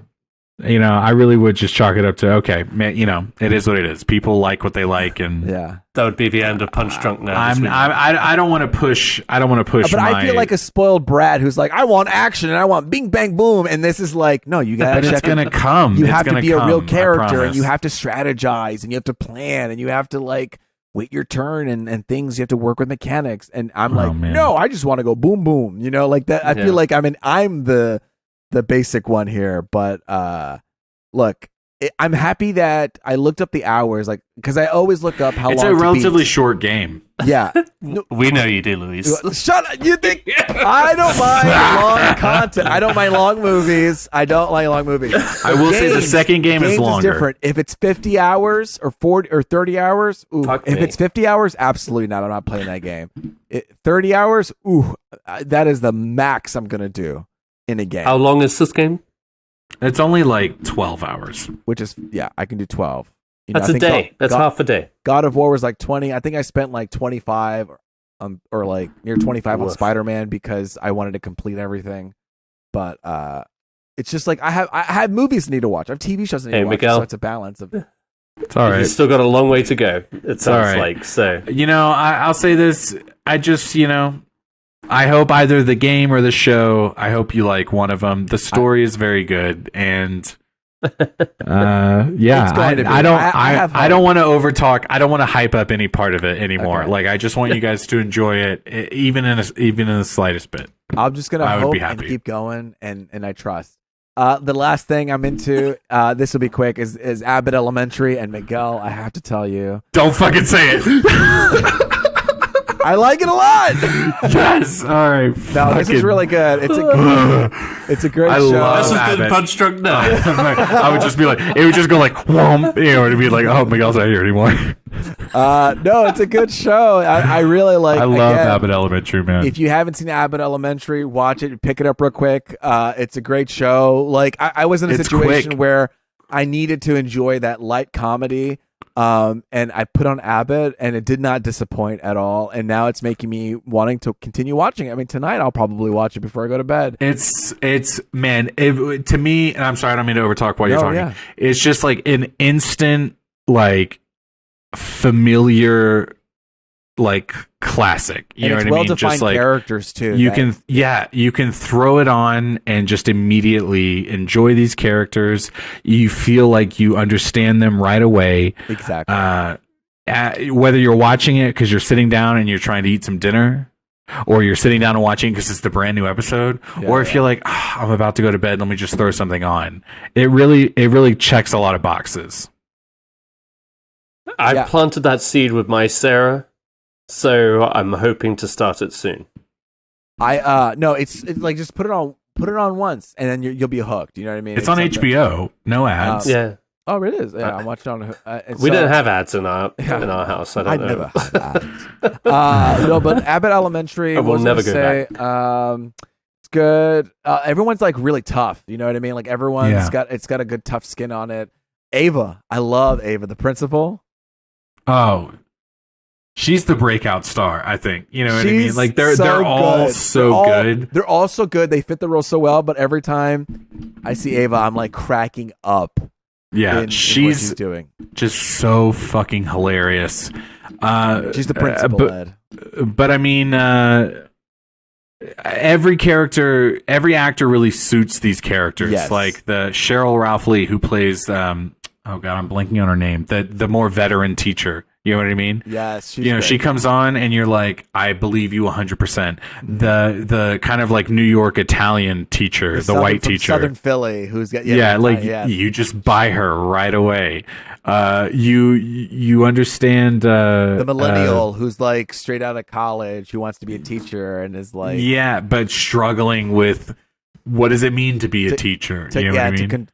Exactly, to adapting to this environment and things like that. Oh man, dude! Of the two things we just talked about, I'm glad at least you like Abbott Elementary. It's one of my faves. I'm excited. I have it to look forward to because I'm caught up. I'm caught up on House of the Dragon. I'm caught up on the Rings of Power. You know what I mean? And I'm going to be watching Abbott Elementary now. There you go.